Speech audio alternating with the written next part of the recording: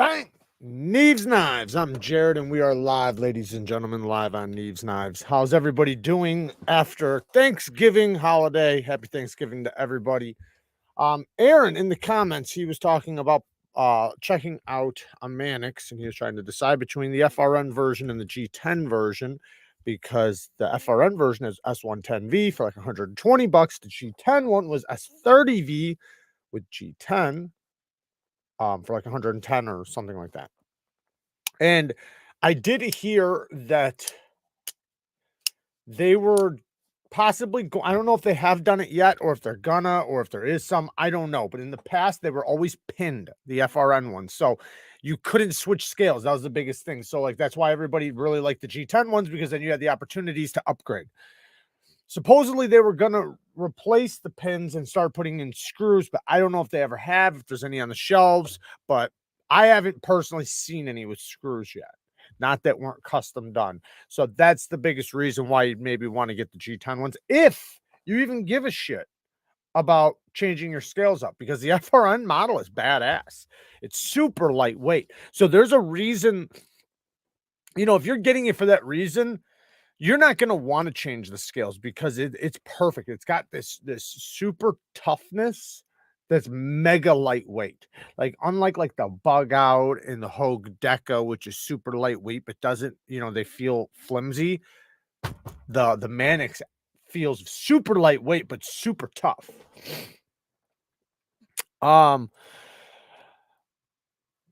What was that? Brash Bear says, just had my turkey dinner. Wife and I worked on Thursday. Nice. Good for you, man. Good for you. Hopefully everybody got to get some turkey in their belly, some pumpkin pie, some sweet potato pie. I know I sure the hell did. Maybe too much. Maybe too much. White Mountain Knives has a deal where you can buy the White Mountain Knives exclusive titanium cormorant M390, and you get a free extra large cormorant for $180 with your 10% discount. Fire. I haven't tried the XL cormorant yet, but here we got one. We got a regular one right here, but that's a fire deal. Oh yeah, this thing sounds amazing. I don't know if come over the mic. It's like ting. But yeah, fantastic knife. I love the frag pattern, button lock action, multiple deployments. But yeah, I always thought a bigger version would be better. Speaking of the Scandi grind, so I had some comments of people saying that, oh, it's not a true Scandi grind because it has a micro bevel. I can't see no damn micro bevel on this thing, and I got it. So I think what people are seeing is because they don't realize that I've already honed it on stones and stuff, and maybe they're seeing that. I don't know. But regardless, though, it's a Scandi grind. Even if, like, say there was the smallest micro bevel, it's still a fucking Scandi grind. So get out of here with that. A lot of Scandi grinds, when they get honed or maintenance, they get like a micro bevel on them, and it's such a tiny micro bevel. The only thing it does, it doesn't stop the cutting performance, it doesn't stop the sharpness, it only increases its potential not to microchip. So the argument of that, that is not that great. Now I understand, like, like true Scandis should not have a micro bevel from the start, and when you resharpen it. But the thing is, though, is that after you start using it, it's gonna, because you're probably gonna micro bevel it yourself, or when you're maintaining it, you're gonna do that. And until you do a full-blown resharpening, then it'll be fresh again, without one. But anyways, really like the Scandi grind idea. I think that's badass. You don't see that often. The entire bevel is the edge. They get incredibly sharp, great cutting performance, and it makes it to where something robust can pass through material so easily.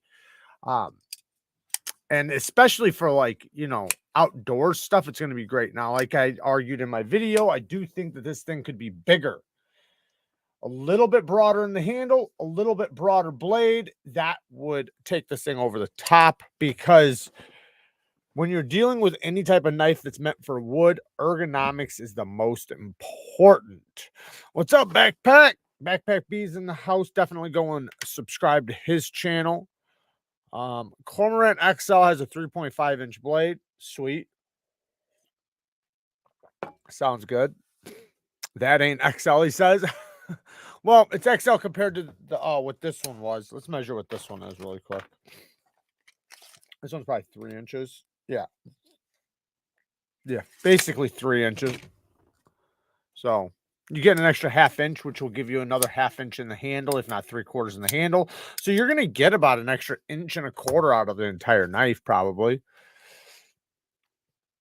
Less than 1/3 of those watching have liked the stream. Look what you guys are doing. Please take a moment to do it now. I do appreciate it. And thank you, Fiend, for the reminder. What size is my glove? XL. XL. Want to see some badass mods? Check out Backpack B. Thank you, Kyle. Most definitely.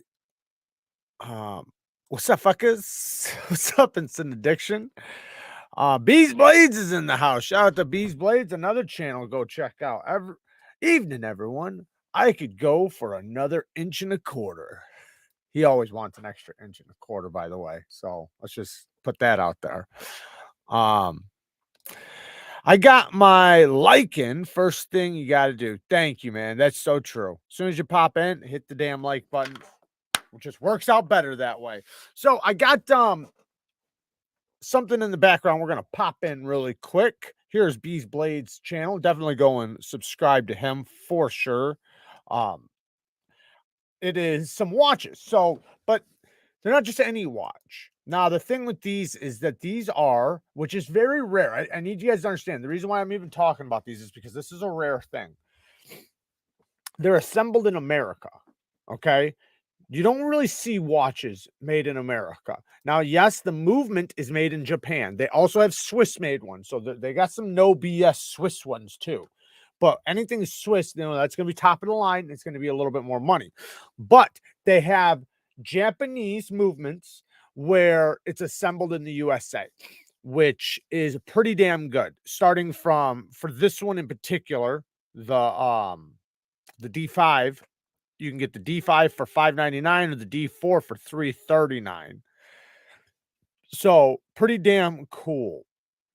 One's a solar, the other one's an automatic. That's the big difference. But they also come with different bands and things like that. Now they have different models, so I didn't show you guys all the models. They have a bunch more. So you can also go with the field watches. But I just figured I'd show you guys. They're called Veyers. I've never tried one. I did think about possibly picking one up because I'd like to have a watch made in America, even if it is just the assembly. Now, I did hear that they're talking about making their own movement too eventually.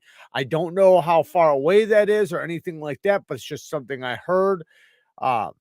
So that would be very cool to see these guys make a complete USA made watch. But I don't, and you know what? And by the way, I wouldn't think it would be much more than the Swiss made ones. Let's look at a Swiss made one really quick so we can see the difference in the price, because the Swiss is going to go up. That's, where all the best watches are made. They're all Swiss. You can see the movement here. This one in particular it says designed in Los Angeles. This one's a Swiss made one right here that we're looking at the back of. What does it say? 26 jewels. Swiss made. But anyways, here's no, it's cool. Let me find one. I'm trying to find the Swiss. USA.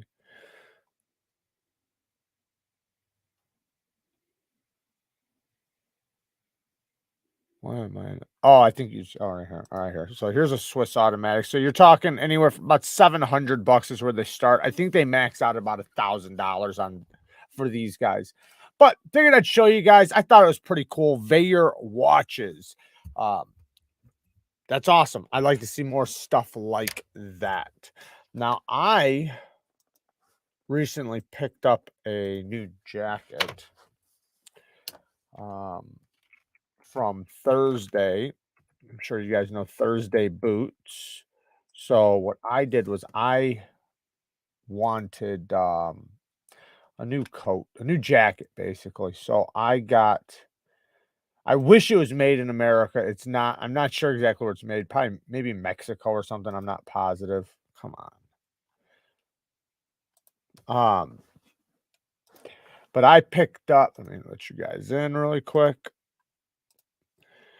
I picked up a new jacket because I have a couple I have a leather coat and I have a leather jacket. My leather jacket wound up getting a rip in it because it was a cheaper one. I wanted something with a little bit better quality. My big one is a really good quality one, but I've had it for so damn long. It's starting to be a little bit aged, which I know is a good thing, but I've had it for a very long time. So it needs an update. Now this one is more of a jacket, not a coat, the one I got. I got the racer right here, just like this. It's really nice though. And Thursday, I don't have no affiliation, by the way, guys. I'm just talking about it because I got it. It's really, really nice. The leather is super good quality. You can tell the build quality and everything is really, really good. And I've handled some really nice coats and jackets, you know, 5, 6, $700 jackets and coats, and this is on par with something I would think of, you know, in the $500 range, and, you know, for 350. So, and I supposedly they cut out the middleman, and that's how, you know, that's you know, the gimmick that all the companies try to use when they're giving you a good price. Oh, we cut out the middleman, whatever the fuck they do, it doesn't matter. The point is the products are usually pretty good from Thursday. They do have a made in America section, but that's all boots. I have yet to I did have a pair of their shoes, but I have yet to have one of their American made boots. I do want to get some eventually. I almost got some a few months ago and I backed off. But here you can see some of the other jackets. I got the Roadster jacket.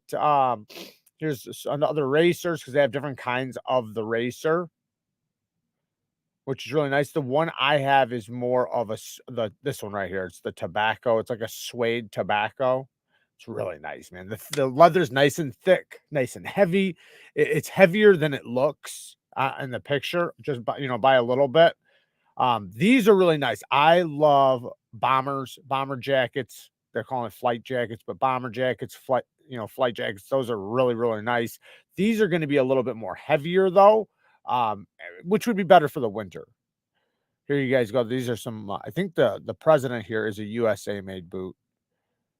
For 200 bucks, which USA made for 200 bucks, not bad at all. That's really good.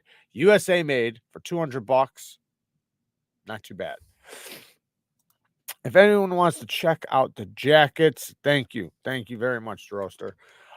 Yes, go and check them out. Like I said, it's no affiliation or anything. I picked one up, so I figured I'd show you guys, and I'll let you guys know how I like it in the future. I did contact them a few months ago to see if I could possibly work with them. They said no. They told me to go fuck myself. So, but they were cool about it at least. So no hard feelings. But they do have a good product though, so can't be mad. Bald assassin with the 10 bones. Off topic a bit. Bleh. Off topic a bit, but have you tried any freehand guided like the Hapstone T1 or similar? I don't know about that one. So I've tried like the there was the one like it's a clamp. So what we're talking about is like a freehand sharpening system where like you can freehand it still, but it helps you guide it. So they have the one that clamps on the spine, and when you lay it on the stone, it you know keeps the spine off the stone at an angle, right? I've tried those. They're okay. The problem is the clamp. Something it depends on the size of the knife. Like it works really good for chef knives, but not so much for folders. If they had different sizes, it'd be great, but they don't. They have like one size fits all. So that's the problem with those. I do have, and I've talked about it a bunch. The little angle guides that you can just set on a stone. Here I'll pull one up right now and just let you guys see it. So these are really good because you can just set it on any stone. So you can go from one stone to another. Now there's different kinds too. Like here, I'll just pull this one up right here. So give me 1 second. Share screen. All right, so if you look right here, you see this one. These are little angle guides you can just set on the stone. And, you know, you can see it has all the different angles. Now, these ones down here are for rods. That's for a ceramic rod, for different angle guides. So if you do sharpen it at 17 degrees on this one, you can throw a 17-degree one on the rod as well for maintenancing and honing. These work really good. Now, there's also different ones. Can you guys still see what I'm doing? Yes. Okay. So if you go back here, you can see there's also these ones up here. If it, oh, this is the angle guide I was just talking about. This is the clamp thing right here. Can you see what I'm pointing at? Maybe you get, I don't know, you guys should be able to see what I'm pointing at, hopefully. But these two guys right here, the professional knife sharpening guide and the knife guide sharpening stone knife sharpener angle guide. These two things are pretty cool. That's what I was talking about with the clamp, but they only work for like chef knives and stuff. They can work for some pocket knives, but not the best because it's a one size fits all. Now here's some more angle guides right here. These ones just come in a cone, and you just have to rotate it to, you know, find the angle you want. They'll work. Those will be just as good. I have a pile. I have some of these wed jack ones. I'm not a big fan of them, but what it does, it makes it to where you can put the angle guide up to the stone instead of on the stone. It's just a big hassle, rather than just setting it on the stone. But other than those, I really haven't tried any other ones. Hopefully you guys could even see me. I had that message still on the screen. And if you own a 3D printer, you can print these. There you go. Oh yeah, Fiend. I am, oh, my chat just jumped. Sorry, guys. Am I allowed to share a link to the one I mentioned? Don't want to break the rules. Yeah, go ahead. Go ahead.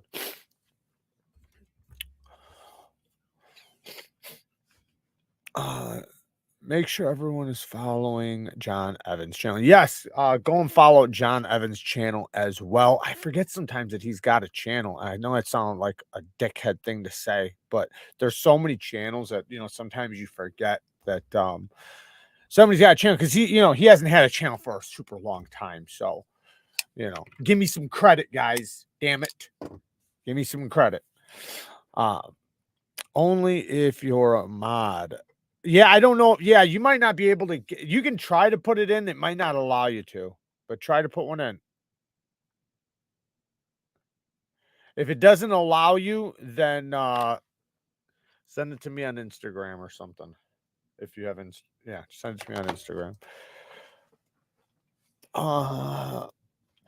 The Strix M390 HRC is between 60 and 61. Could be better, could be worse. Yeah, could be better for sure. You know, it's typical though. It's common. So that's what we see. That's why I don't get on some of the companies. Like, I know a lot of people like to get on some of the companies that are doing a really good job, but that's where they're lacking. And I bitch about it too. So I'm not, you know, saying not to bitch about it, but I also understand that that's where a lot of companies are running it. So it's like, what can you do? However, I do understand, though, that if one of these fucking companies wanted to step up and be better than all the other fucks, they could up their HRC, stand out of the crowd, and everybody would recognize it. Everybody would flock to that. But they don't. My raccoon came in today. I love this damn thing. Hell yeah. Got mine right here. Ooh, hit my finger. Oh yeah. Yeah, the raccoon's badass. Love this blade shape. Yeah, I like this one. I carried this one quite a bit for the review. I've already sharpened it, and it could already use a tune-up. So that shows how much I've used it. Think anyone buying a Strix is actually gonna use it to where the HRC matters? See, this is the thing, is it doesn't matter, right? Because some people will, some people won't. But it's not up to you or anybody to determine whether or not they're going to use it. The point is, though, is if you buy a Honda Civic, right? Or sorry, if you buy a Lamborghini, you don't want a Honda Civic engine inside the car, right? It doesn't matter if you're going to take it over 200 miles an hour or not. You want the fucking ability to. If, if shit hit the fan and you need to get out on the road and get over 200 miles an hour, you want to make sure that fucker's going to do it. Same thing with your knife steel. You want to know that it's at least capable and that you're getting what you paid for rather than mediocre, right? Because that's what you're paying for. You understand that this is the thing. The reason why we pay more for M390 is because of two reasons. It's corrosion resistance and it's edge retention. If its edge retention is just as good as S30V and the corrosion resistance is just a little bit better, is it that much better, right? It's not that much better. So why would it be more money then? Right? It's harder for them to grind and all that. I get it. It's a little bit more expensive steel. I get it. But why would we care to pay for it? We care to pay for it because normally you do get a significant amount of edge retention above S30V if it's heat treated to an optimal range. So, but and listen, I understand that there are going to be companies that are just making so many models they're not going to be able to produce that, right? And that's the beauty with going to a custom knife maker or somebody who, like Brian from Transparent Knives or something, where they can do special shit.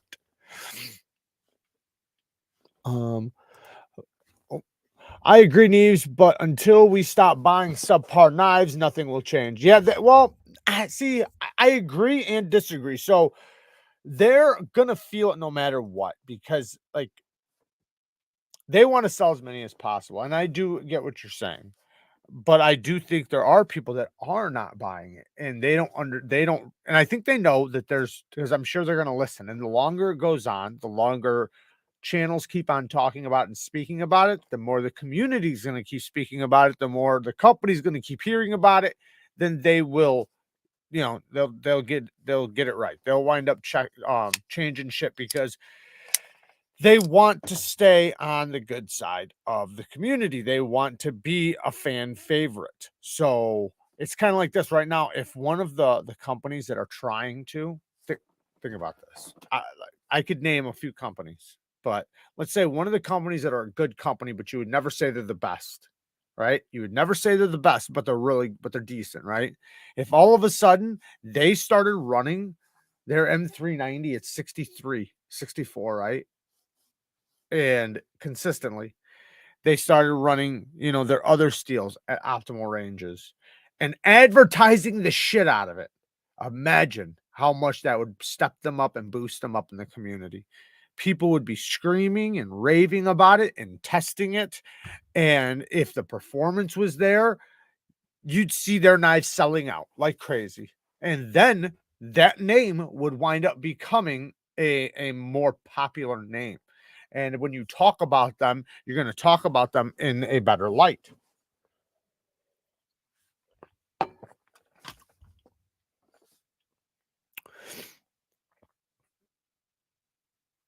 Only facts. Replace D2 with 14C, 28N, and then you got something decent. That's true. Yes.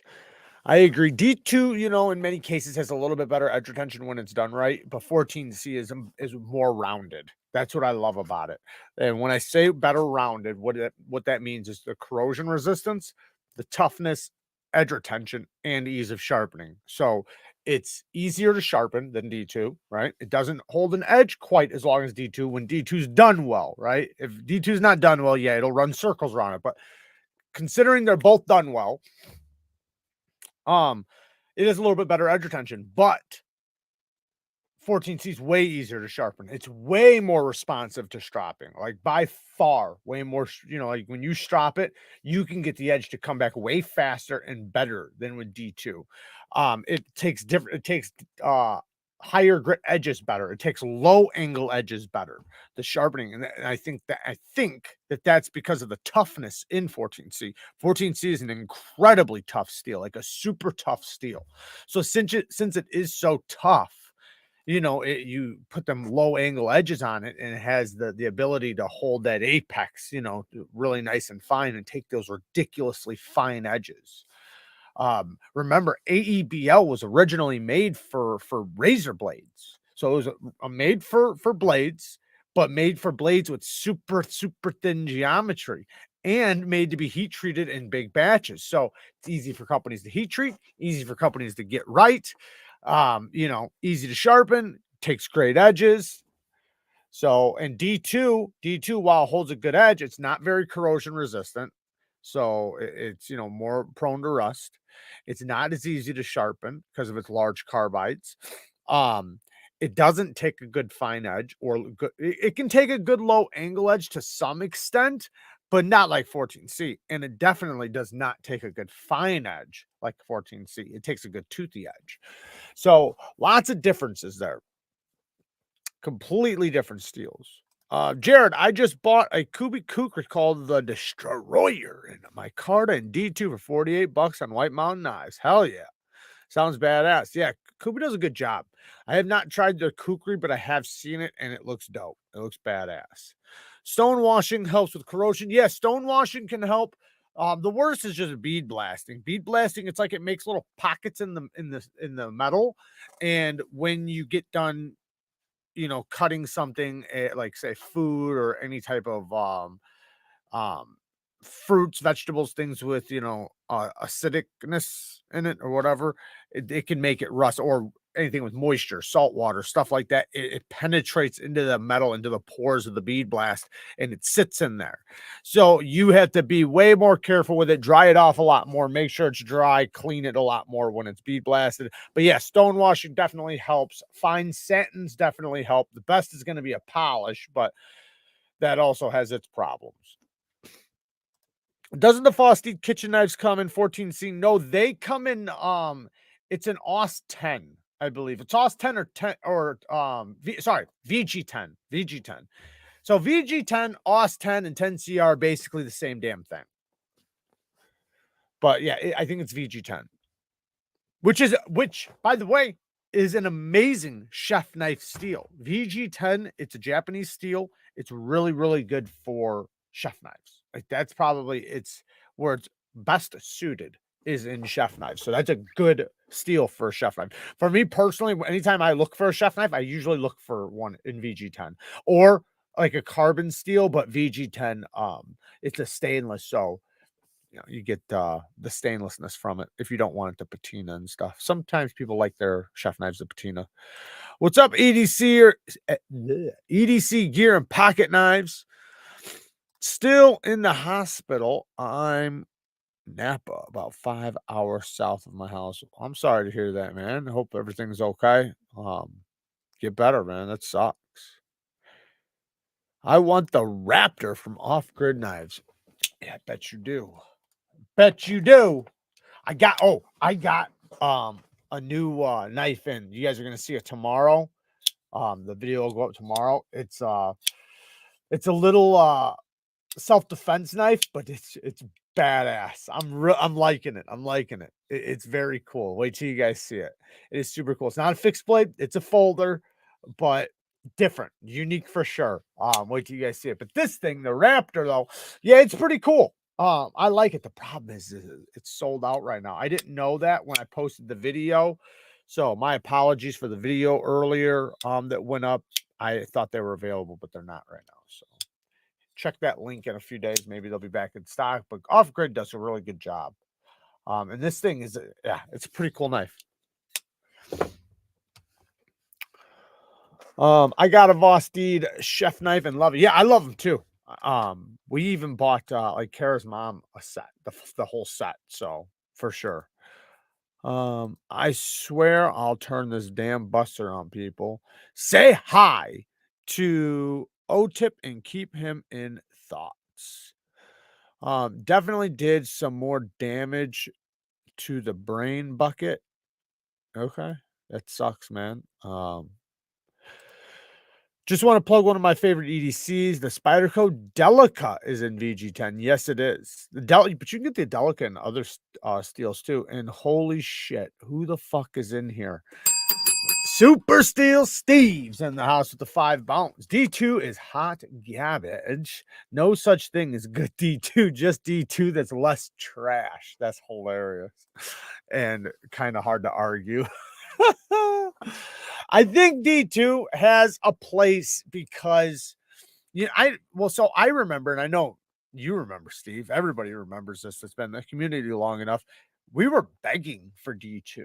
I'm not saying everybody was. I'm saying like people because they were so used to HCR. And HCR was just like dragged out. It was on everything and it was garbage steel. And D2 seemed like a great alternative at the time.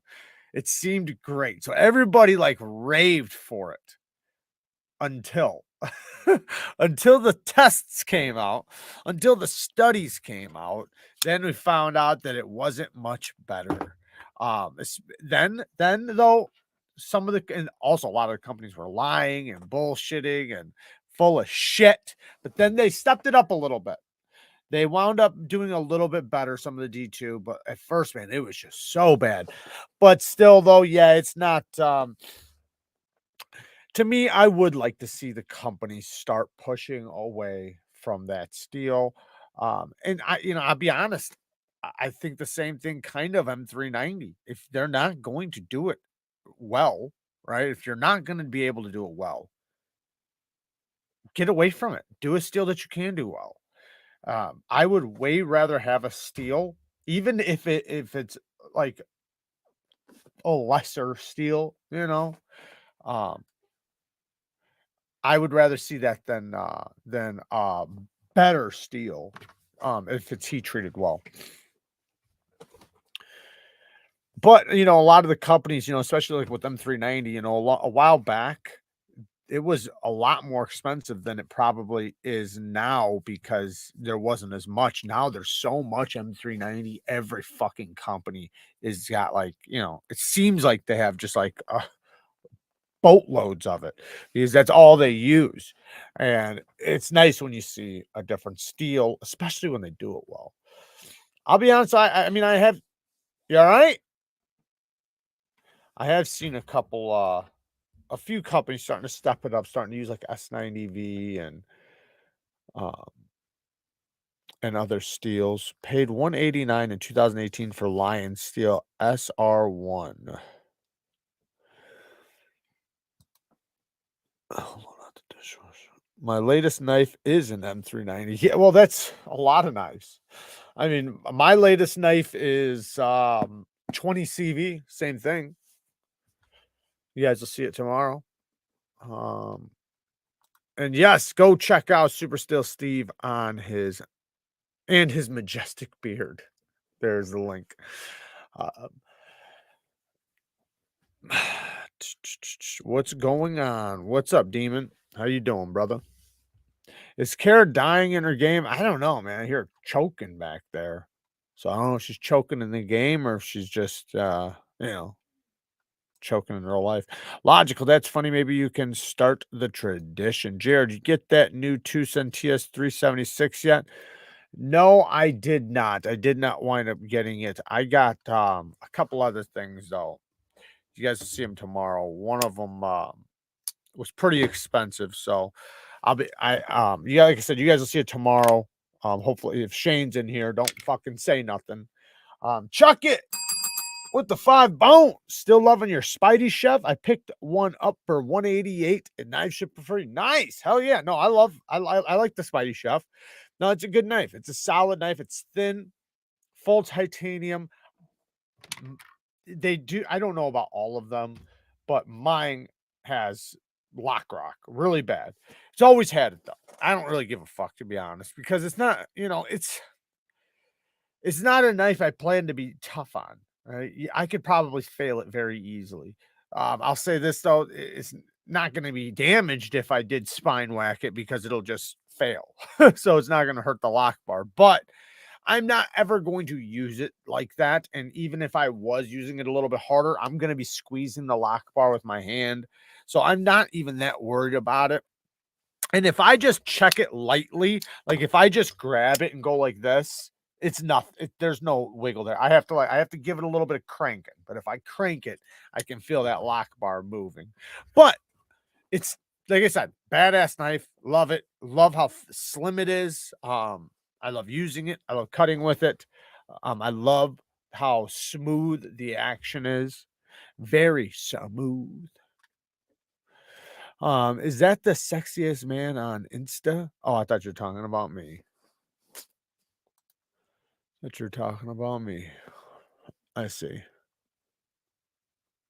Thoughts on the Riet EXO? Got full videos on it. I also have a video where what was I stabbing? Oh, fruits. You got a video where I put the EXO up against, well, not against, but I did the Riet EXO and the Warlock Paragon. Both are gravity knives. One's USA made, the other one's made by Riet. And I put them in a video where I stabbed and shanked fruits. But then I also have just like a regular review on the Riet EXO. Fucker's got like 18 million views. It's crazy. But I like it. It's a good knife. I gave one away to Patreon. Yeah, it's cool. It's unique. It's different. That's what I love about it. I got the double-edged one, and then I gave away a double-edged one. Other than intended purposes, says I just dropped in to say hi. Miss hanging out with you's nursing here to take me to the E. All right, man. Take it easy. Thank you for dropping in, man. I appreciate it. Hope you feel better. That sucks, man. Well, Jared just called me ugly. I didn't say anything about you being ugly. Did not say you were ugly. Did not.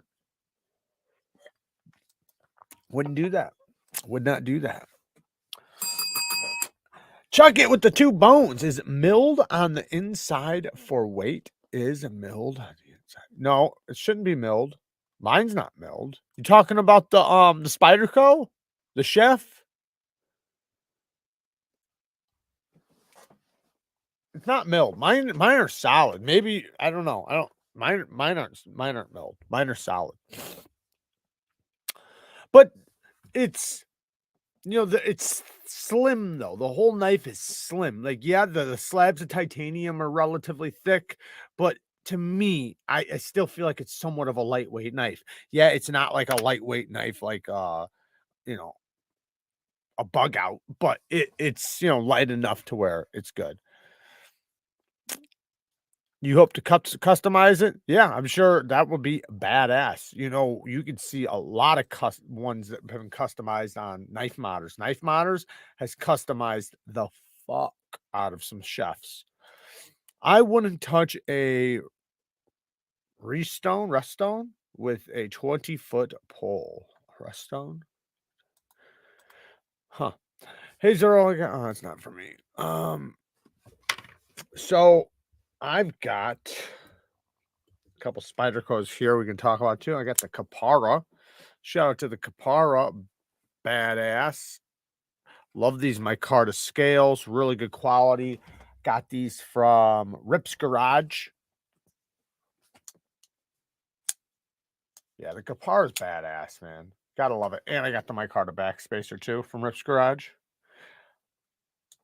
But yeah, I love the Capara. Nice and slim. I like its sleekness, and I love its pinch gripness. That's a word, pinch gripness.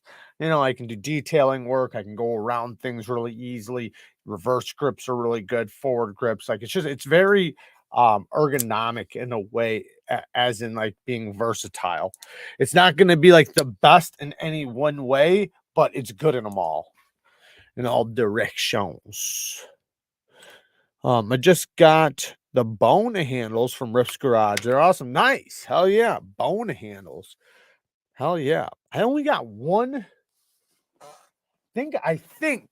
Oh no. Well, I got knives with like antler, but I only have one knife, I think, if I can remember, in bone. I'd like to get more though. Was watching Wednesday on Netflix until I remembered the most chiseled chin in the knife game was alive.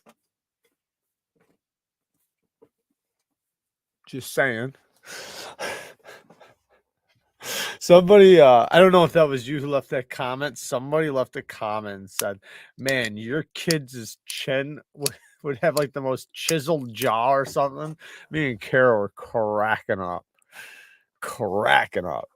It was hilarious. I don't know if that was you or not. Oh, Demon, you ordered a smock yesterday. Should I take out the second D10 ball? Yeah. Yeah. I didn't. So when I first got mine, I didn't. I was like, man, why would I want to take it out? It's so good. Like it is. You're going to get it and just be like, damn, this is good. Like, I don't even need to take the D10 ball. There's no point. It's just too good. Take it out. Take it out and see how good it is. It's even better without it. So yeah, take it out. I would. I have two. I did on one smock and not on the other. I like the one with both. It's smoother. Or take Chuckett's advice. I said, just try it out, see which one you like. I know with me, I loved it with it in, and then when I took it out, I loved it even more personally. But to each their own. Hey, Jared, what is the 15V steel going to be like on the Mannix? I don't know. Supposedly, it's going to have like some incredible edge stability. I'm excited to try it, so I can't wait for it. It looks badass. You know, I've never tried 15V, obviously, so I can't speak on it from a personal experience, but from the videos I've seen, I've watched Triple B put it through some incredible hard tests and like incredible hard tests for edge stability and like it looks pretty damn good. Now that's with his heat treat. Now, so I don't know about with Spyderco's. We'll see. Maybe, you know, and I have no doubt the Spyderco can't do it very, very, very well. So that'd be badass to see. Give me 1 second, guys. I'm going to turn this mic off and yell.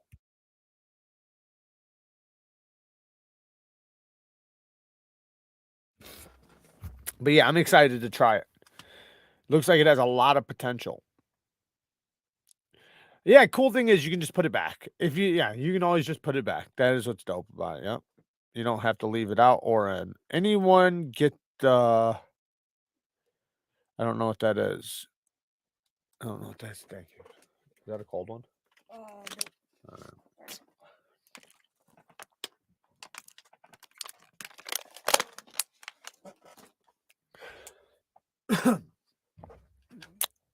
What's up, Hollywood?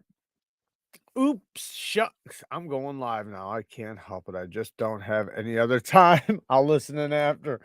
Shout out to Hollywood Tactical. Go and subscribe to his channel. He is going live right now.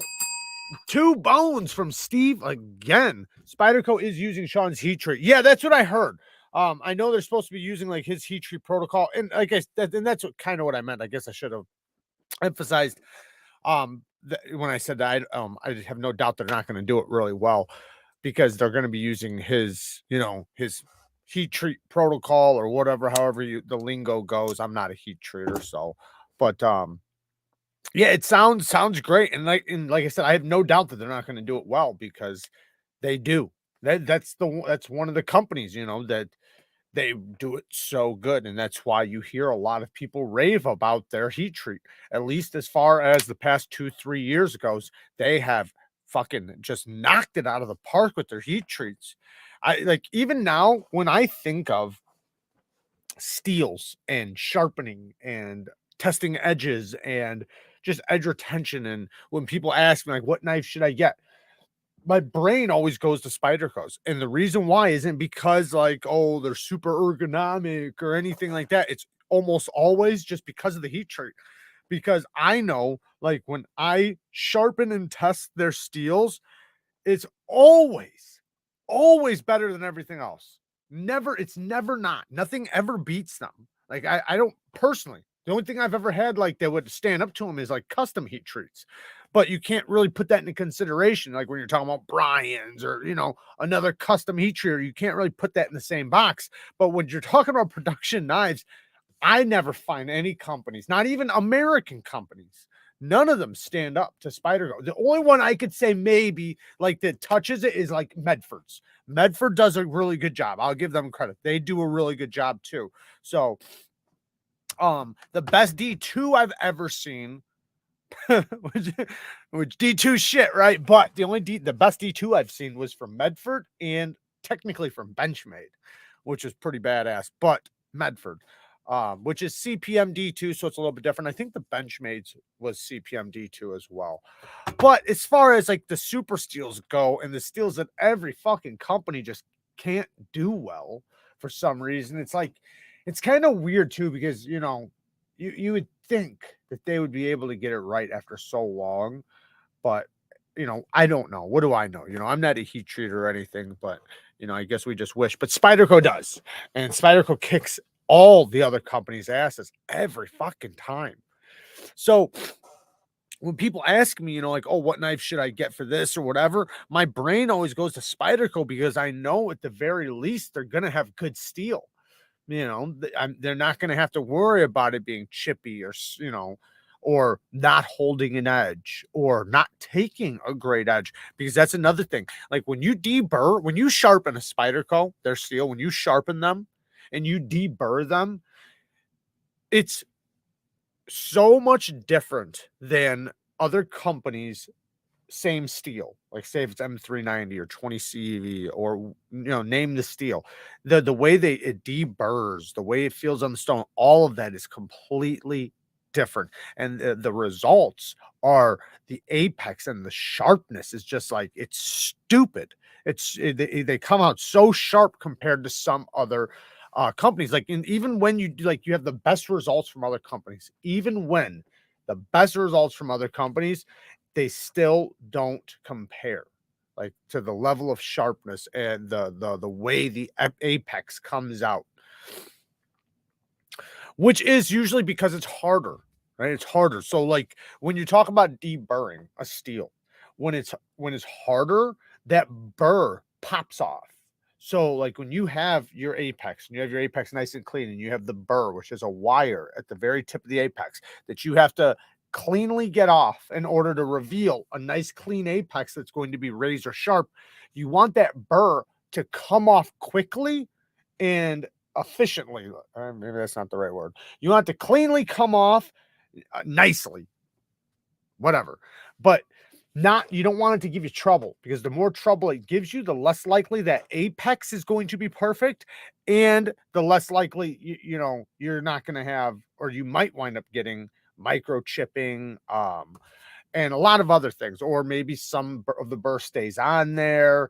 Like there's so many other issues. So when that burr can just cleanly pop off, it's a huge difference in how good your edge retention is going to be, how sharp the edge is going to be, how sharp it feels, how sharp or how well the fine edge holding ability is going to be, because just the way you deburr massively changes the way your edge retention is going to go. Like I've noticed, like a lot of steels, when the deburring is bad, the fine edge like goes away, like right away, like immediately. Anytime I struggle getting a burr off, that steel almost never has a good fine edge. It always like really quickly just goes right to a working edge. Maybe not always, but in many cases. Spyderco is having a lot of sales right now. Nice. Got the Yo Jumbo Sprint and Spidey Chef exclusive due to Black Friday sales. Hell yeah, Blade Ogre. That's badass. I'm just imagining white Adidas superstars and huge gold chains on that Eastern Bloc outfit. You talking about me? Huh? You talking about me? Or are you talking about somebody else? LMAX by Spyderco is awesome. Yeah, they do. All their steels are awesome. I don't know a steel that they do poorly, to be honest. Um, I don't know a steel that they aren't doing the best out of it. Like not compared to custom heat treaters, but compared to production heat treaters, I don't know a company that's doing any steel better than them, at least at the moment. Only reason I'd get into Spyderco is because they do their steels damn well, right? I mean, I would say it's the only reason. I think there's other good reasons, like I don't, maybe warranty isn't one of them, because I know a lot of people complain about that. I've never went to their warranty, so I can't speak on it. But I know people have, and people have spoken very poorly about how they communicate and how they respond to problems. That's a problem. I don't like that. However, a lot of their knives come out at least now, like, remember, I'm not talking about 5 years ago, because a lot of people will try to compare something from like 10 years ago or 5 years ago and try to say, like, because they haven't dealt with them since then, and maybe they had some problems a few years ago. But as of right now, a lot of their knives seem to do a pretty good job. Because if they wind up leaving and not becoming a what's that called, the ones that they won't sell full price, they call them something, whatever the hell it's called. But usually if they have any issues, they wind up in that bucket and then get sold for cheaper. So, but anyways, yeah, I think they do a really good job all the way around, aside from the warranty department. What's the best knife for fishing, at least cutting bait? Well,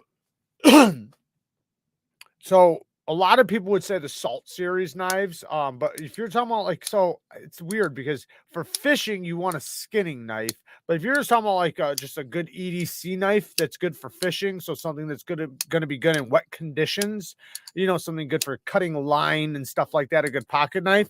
So the Salt series from Spyderco is good. However, I don't like their H1, so that's a steel that I don't like from Spyderco. But I don't like H1 period. H1 to me is just like, it's fucking hot garbage. Hot garbage. But it doesn't rust very, easily. So MagnaCut is another steel that doesn't rust very easily, and supposedly they're going to start using it in their Salt series. I don't know when that's going to be. I don't know how long it's going to be. But other than those, another one, it depends on how much money you want to spend. Because if you want to spend some good money, I mean, you can go to Quiet Carry. Those knives are all rust proof, or at least as rust resistant as you can get. Like I said, the Salt series from Spyderco's, they have a lot of different Spyderco's in their Salt series. You can look for ones that with VG10 instead of the, or sorry, not V, sorry. You should look for some in LC200N instead of their H1. So look up Spyderco Salt Series LC200N knives. That will be a great fisherman knife. Factory Seconds. Thank you, Bees. See, Bees has got my back, and that's why you guys got to go subscribe to him, because he's got my back. So shout out to Bees Blades again. Go and subscribe to his channel. Yes, the Factory Seconds the Spyderco does, they usually, anything that doesn't pass the QC test goes there. So, and a lot of those knives, it's very difficult to find a problem with them. Like, I have one right now, I still can't figure out what's wrong with it. So, if they do wind up on the shelf, it's usually because they've passed. And supposedly they say that they're, as far as now, I can't speak for 5 years ago, but as far as now goes, supposedly their QC is very, very good. Just pick up the Hogue HK Frey. Anyone have any experience with it? I do not, but I do have right here next to me the Hogue Trauma. I like the Hogue Trauma.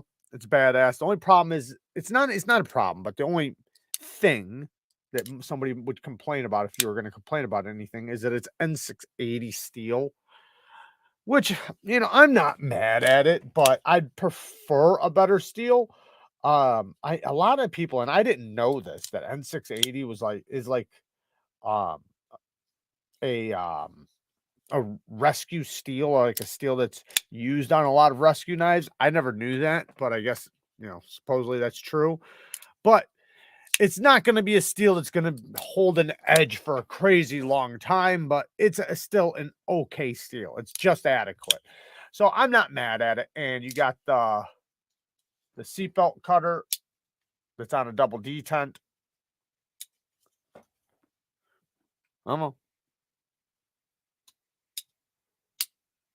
Very snappy, very sharp too. This thing came incredibly sharp. Glass breaker, thing for an oxygen tank right here, the hole.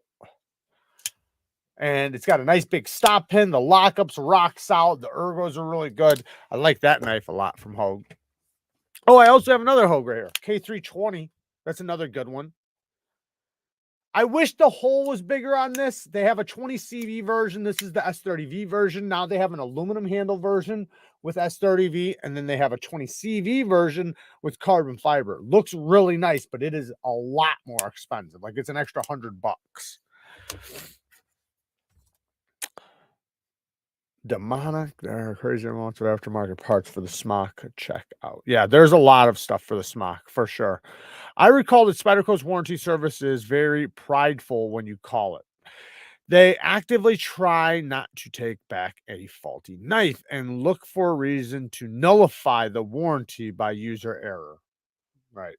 Which that is, in my opinion, well, I think in everybody's opinion, that's not honorable. It's just not. In a lot of cases, and this is what I love about Benchmade. I give Benchmade a lot of credit for this, a lot. They are no questions asked. I've dealt with them multiple times, and they've never nothing like no problem.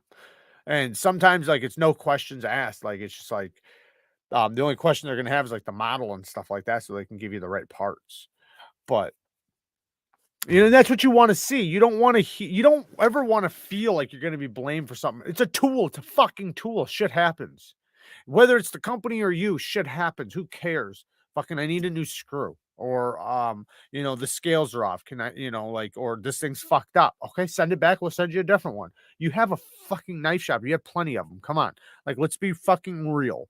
Like, I can understand if it was like Spyderco and they don't have all their models still. Like, they have plenty of stock. They can replace a knife if there's an issue. And you know, with parts and everything, because their knives have been out for a long time. It's not like they have a whole new line of knives that they just started making this year. The H1 dulls on air. Yes, it does. Yes, it does. H1 sucks, man. I fucking hate it. And sharpening it is a nightmare. It really is. Like, I hate it. You know what it kind of feels like, and I said this before, that it kind of feels like that steel that you get on Dollar General knives. If you've ever gotten like a Dollar General knife, where like you almost feel and you're like, is this metal? You know, and you know, it feels like almost like a plastic. Like it's almost like a metal infused with plastic. That's what it feels like.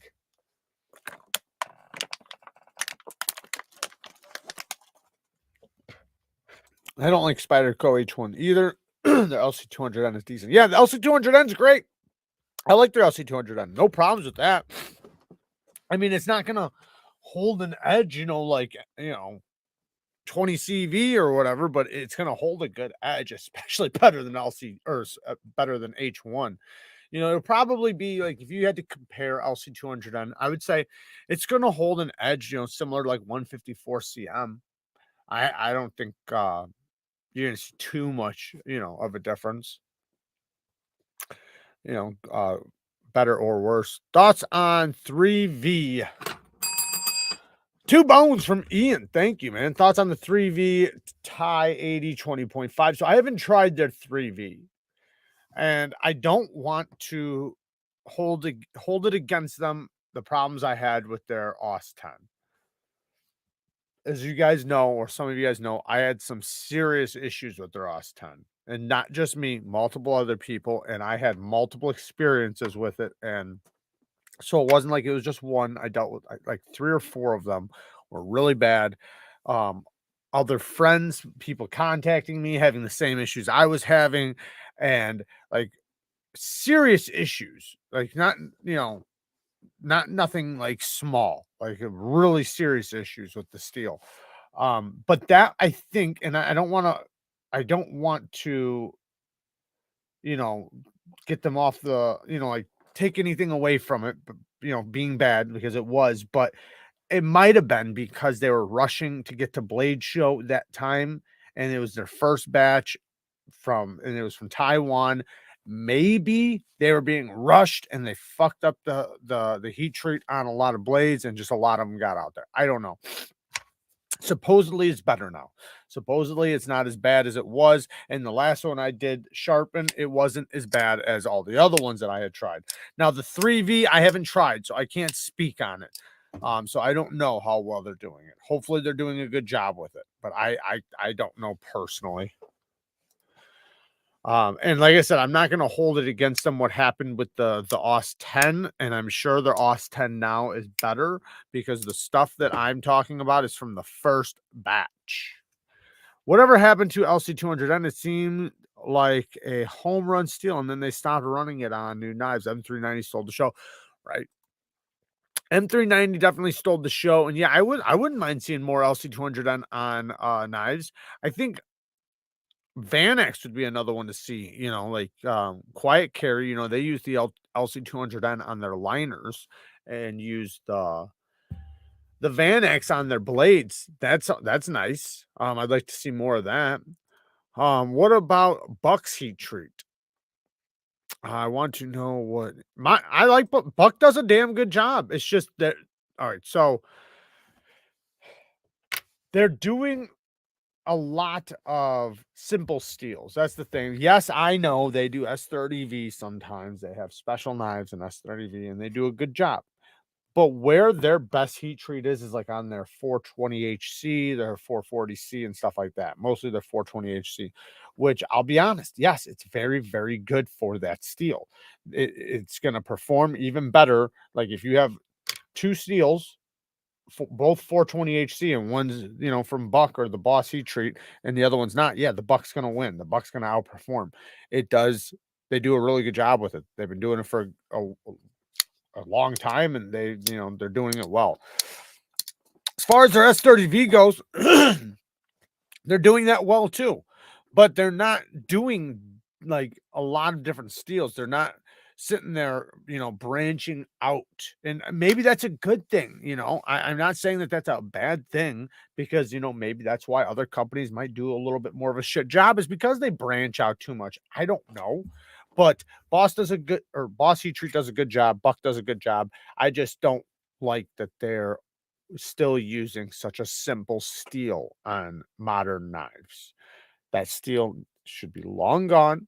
They should pick a new steel and they should start running it at, you know, high performance. Wouldn't you guys love to see that? Wouldn't that just make you so much happier rather than them doing 420HC? They boost it up to like 154 CM or something like that and started running that, you know, really, really, really well. I think people would like that a lot more. But like I said, they do a good job with the steels they do use, though. Alex Segura with the 5 bones. Any inside info on when Asher is going to have some knives available? I do not know, but I did talk to him like 2 weeks ago, and he's supposed to be sending some stuff. So that means that they should be back soon. So hopefully that is true. Lou, shout out to you. Thank you for becoming a new subscriber. Been watching your videos for 2 weeks. Awesome job. Man, thank you. I appreciate it, Lou. Thank you. Thank you for the subscription. Hope you enjoy the content. I've never heard of N680. Yeah, it's like N690's little brother. You know, it's N690 that just couldn't make the cut. But yeah, I mean, yeah. Jared, don't miss my super chat. Did I miss it? Oh no, I got it. I got you, dog. I got you, big dog. What are these potholes? What is that? I can't even see what that is. Truly enjoy the live stream. Thank you, Double. It's a night of hanging out with knife buds with laughs and learning. Enjoyed the Spyderco Steel Talk. Keep rocking, my friend. Hell yeah. Thank you, Double D. I appreciate it. QM Fiend says, here's a question from the chat. Trashiest gaming. What about Bucksy Tree? Trashiest gaming? Well, I just talked about the Bucks Tree. I don't know what what's trashiest gaming. I don't know what that means. Jared has a good balance of enthusiasm, knowledge, and hands-on while testing on his channel. Glad you found the channel. Yes, thank you, Logical. I appreciate it. Can you expand on why you don't like H1? Are you being picky, or is there so the reason why is because of the sharpening, So I wouldn't mind it so much. So let me just be clear. personally, right? I can't speak for anybody else's shit, but for me, I don't enjoy sharpening. I don't enjoy the kind of edges it takes compared to other steels that do better. So, like, if you give me another steel, like, and I'm just going to use 14C as an example here, but you could fit it, you could say 154 CM, you could use any other steel. The H1 is not going to outcut them. Like, it's going to be outperformed probably 5 times. Like, the H1's performance is very, very low with edge retention. Like, it's very poor.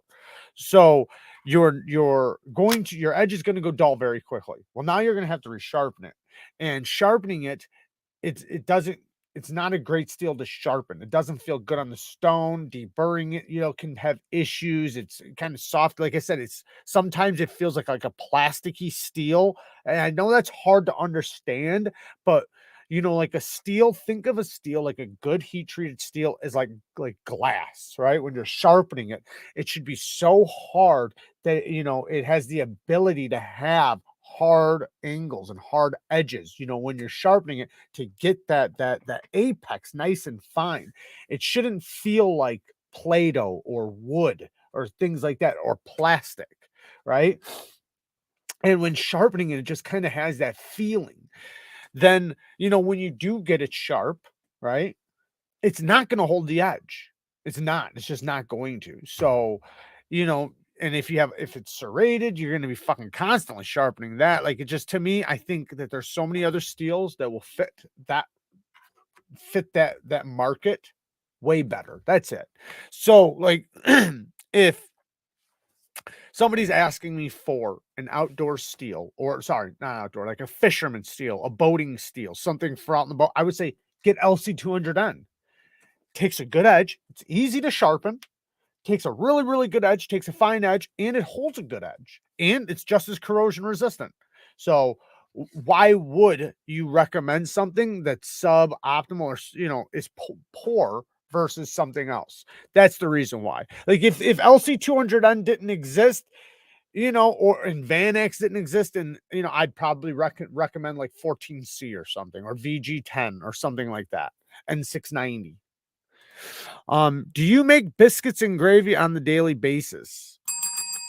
Thank you for the 2 bones. No, I do not make biscuits and gravy on a daily basis. I used to make it quite often. I don't know where this question would come from, but yes, I've made biscuits and gravy many, many times in the past, but no, I don't. I wouldn't want to eat the gravy every day. I think that's just too much. I'm not on a huge health kick right now, but I'm trying to eat as clean as possible. And I'm not perfect. Like, I had pizza today, so I'm definitely definitely not great at it. But I do what I can to get high protein meals and with lower fat, and lower bullshit in the food. I mostly want as much natural as I can, as much as I can. Like I said, I still, eat bullshit, but I try to do it in a way that is good for me, or at least better for me. And eating biscuits and gravy every day would not be good for me. Way too much. Way too many carbs. What's up, JD? Zorro's getting hard. Put me in timeout, daddy. Benchmade and Leatherman have the best warranty. Then fuck Spyderco and their ugly ass knives. Thanks. Pretty much I learned a lot about sharpening. No problem, man. I got an entire playlist, Lou, if you want to check it out. Rochambeau says, I've only had good experience with Spyderco, but I've been seeing a lot of cracked Maximet blades on the internet lately. Well, Maximet is not a tough steel. So if somebody this is the thing. If you see somebody on the internet with a cracked blade in Maximet, it's because they were using it poorly. They were not using it the way you're supposed to. It is not a steel for fucking prying. It is not a steel for hard use. It's a steel for hard use cutting, right? There's a difference there. Remember, hard use cutting and hard use work are 2 different things. Hard use cutting means you're doing heavy duty cutting for long periods of time. It's like if you worked at a factory, there was lots of cardboard and lots of straps. You're cutting hundreds of feet of cardboard a day, dozens of straps a day. That's hard use cutting. Hard use work is prying, scraping, wedging, and things like that, which it is not designed for. It's designed for maximum edge retention, so the toughness is not there. So you can't be mad at it for doing exactly what it's supposed to do, which is not be tough. It's not a tough steel. So you can't expect it to be tough. Expect it to be long lasting edge retention. So in that case, use it for cutting and you won't, it's not going to break if you're cutting with it. It's going to break if you're prying with it. If you drop it off, 2 stories or something. But yeah, for the most part, Maximet's just fine as long as you're using diamonds to sharpen with it and you're only using it for cutting purposes. The smart knife companies are the ones that listen. That's a fact. And have good customer service. That speaks volumes to the knife collectors enthusiasts. That is so true. And you can tell when they do that too. You can tell the companies that actually listen. Like if a bunch of channels or a bunch of people starts arguing for something and you see 6 months later they do that very thing that they were arguing about or bitching about, or months later or whatever, they're paying attention, they're listening, and it is in their best interest to do that. Not always, right? Not always. They should not always take the advice from people that are not in the business of making knives, but they should take it into consideration of what they're saying. And if it seems like something that would make the community happy or do better for their sales, then they should do it. And it's in their best interest for any company. It's in your best interest to listen to. You got to know your market, right? You got to know your audience.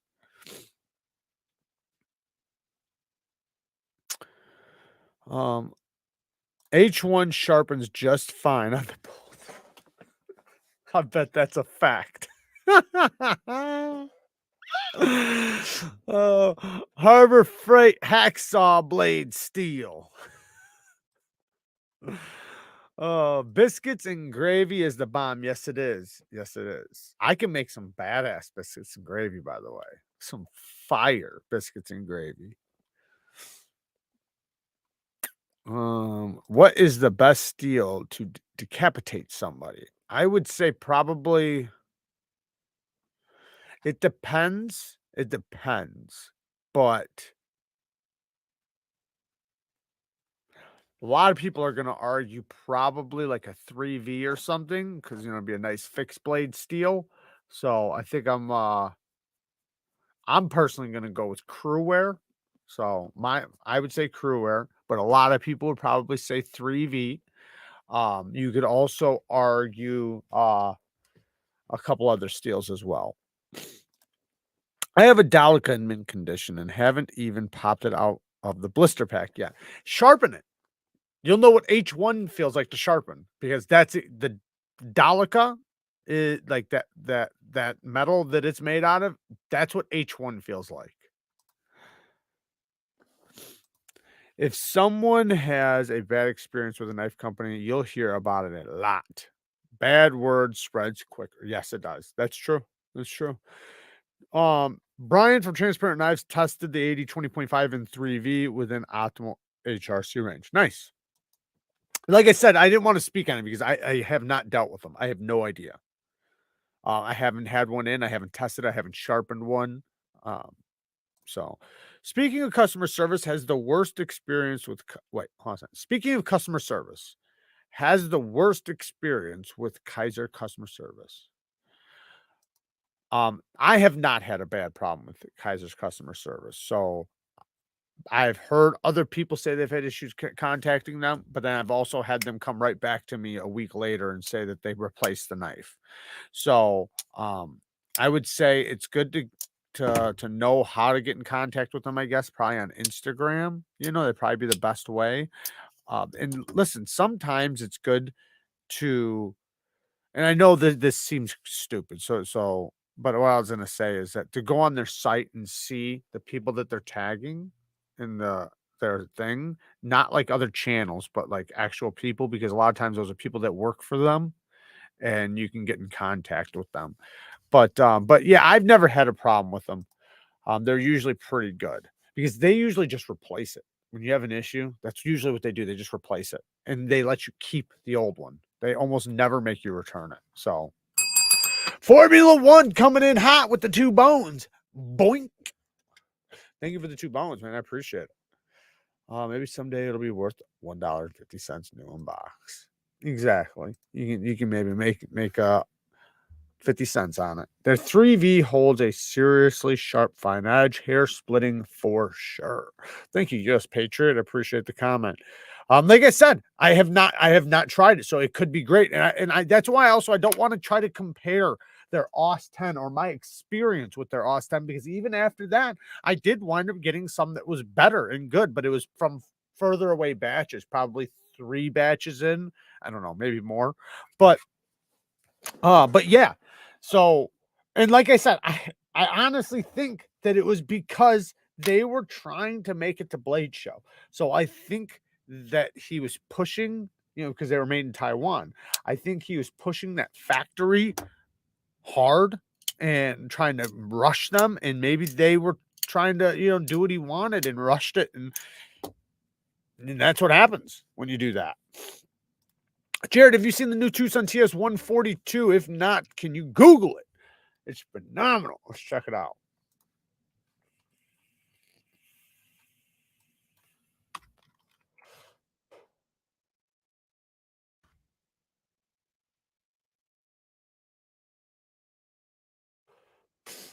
Oh, yeah, I have seen it, asshole. Yes, I have seen it.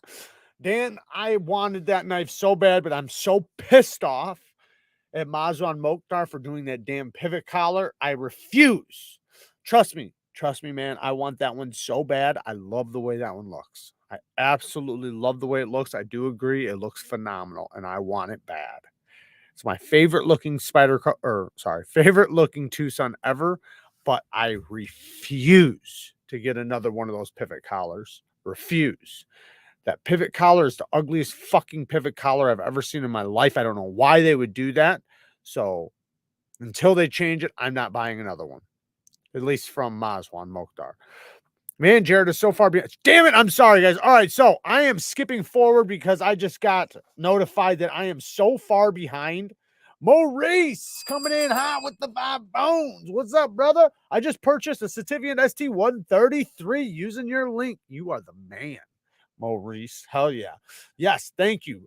Please use my links when you guys are purchasing things. It definitely supports and helps the channel massively. H1 reminds me of a thick piece of tin. Right. Exactly. H1 can't be heat treated. Wait, hold on.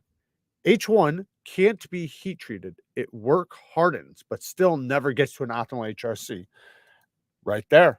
The steel was supposed to be the hard thing when I sharpen. I've been doing it wrong. I'm catching up, guys. Sorry. I am so far behind. You guys are right. I am so far behind. Carco with the 10 bones. Happy holidays, motherfuckers. Happy holidays to you. What's the best knife to hit with a hammer? I know you are not to hit knives with a hammer, but it works sometimes. It's just faster to pull out your knife and tap. 3V is probably going to be the toughest if you like for like a good, tough working steel. But that's tough to say. So crew wear is going to be really good because crew wear is super tough. 3V is super tough. Those 2 steels will probably be really good. Now, yeah, I would go with crew wear personally. So hopefully that helps. Crew wear is really good, but 3V, like it depends on what you're hitting it against. 3V, like if it's a lot of like wooden things and plastic things, 3V would be your best friend probably with that, because it's nice and tough. But there's a lot of steels that can handle a good smack on the spine. It's that they're not going to handle prying and shit. Like because when you have the edge on something, let me just grab a knife. When you have the edge on something, right, and you're tapping the back of it, your lock face is what's sacrificed. So make sure your lock is good. That's going to be very important. So having a crossbar lock or, even a compression lock in some cases. I think a compression lock can hold up to 150 pounds. An Axis style lock, I think, is around 250 to 300 pounds, I think. And then the best is going to be like a triad lock. So anything with like a triad lock. So if you get a triad lock with S35VN, that'll be just fine. You can spine whack the shit out of that all day long. But that's because the geometry is really good. Because remember, like with certain things, what's very important also is the geometry. So while the steel plays an important factor, the geometry plays another. And if you're going to be spine whacking and using it hard use and prying and doing those things, make sure your lock and pivot strength are up to par too. High carbon steels are the best for decapitations. You know, I was going to say a carbon steel. I knew you'd probably come in hot. You can heat treat them properly at longer blade lengths. Stainless isn't good beyond 12 inches in length, at least for toughness. Yeah, but you know, if you're running around lobbing heads off, you know, that your shit's gonna get corrosion on it pretty quickly. That's all I'm gonna say. Blood rusts knives very fast. That's all I'm saying. So you're probably gonna be within like, you know, a few dozen chops. You're probably gonna be running around. I mean, it depends on what you're doing, right? Are you doing one chop? Or are you doing lots of chops? Where are we taking this? What is wrong with us? Bring some heat treat lace community could use some beauty. Yo, Tri-State EDC in the house making some cookies. You know what the best cookie is? Hands down, the best cookie. And I don't even take any arguments with this. I used to think it was chocolate chip. I used to, not no more. I know now that I was wrong my entire life. It is chocolate chip oatmeal. Chocolate chip oatmeal cookies are by far, there's no comparison, the best cookie ever. If you haven't fucking tried one, don't even try to knock it. Don't even try to argue it. You got to try one first. Chocolate chip oatmeal. It is fire. Custom EDC with the 10 bones. Hey everyone, how's it going? Jared, would you mind letting everyone know I'm running a Black Friday Cyber Monday sale on the Warntech pre-orders? It's $225.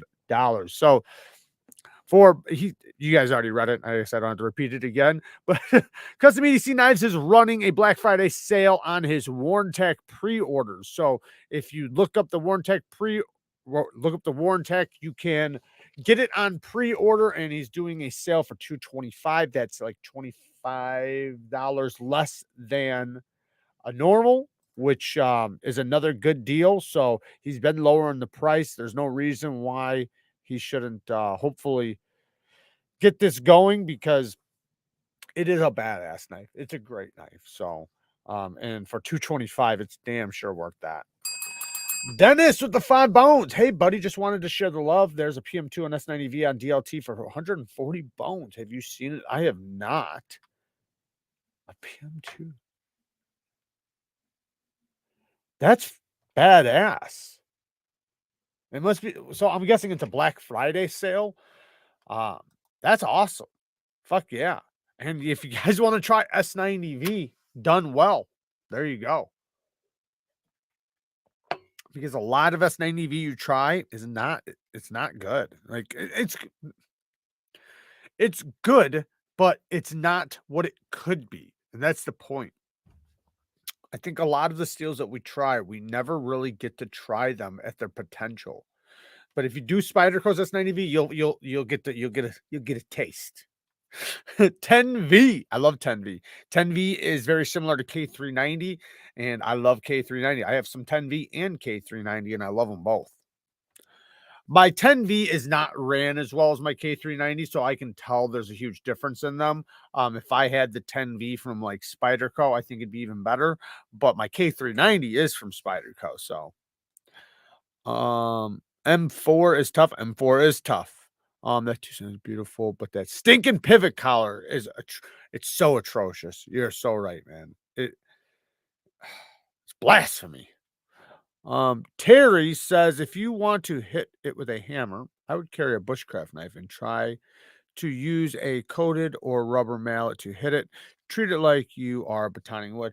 Yeah, I think what he's asking for though is and yeah, for sure. Like in most cases, yeah, try to get a fixed blade. But I understood the question as like a work knife, and I grew up on a job site, so I always carried a work knife, so I understand wanting a folding pocket knife that you can be tough on. Like, let me show you guys something.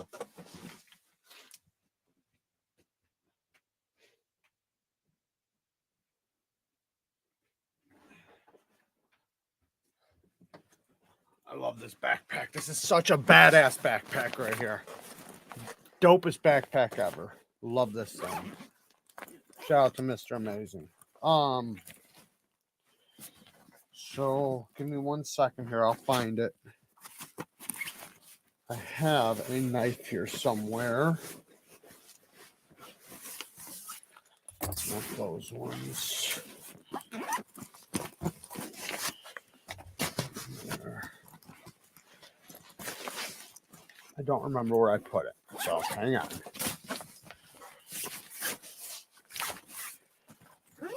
How did I do with it? There.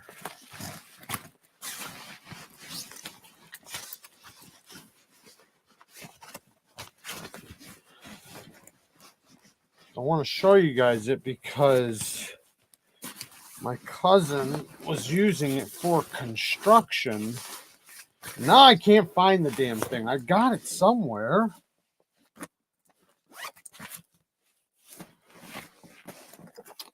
The knife has so many damn pockets. I guess I lost it. Oh, maybe it's right here.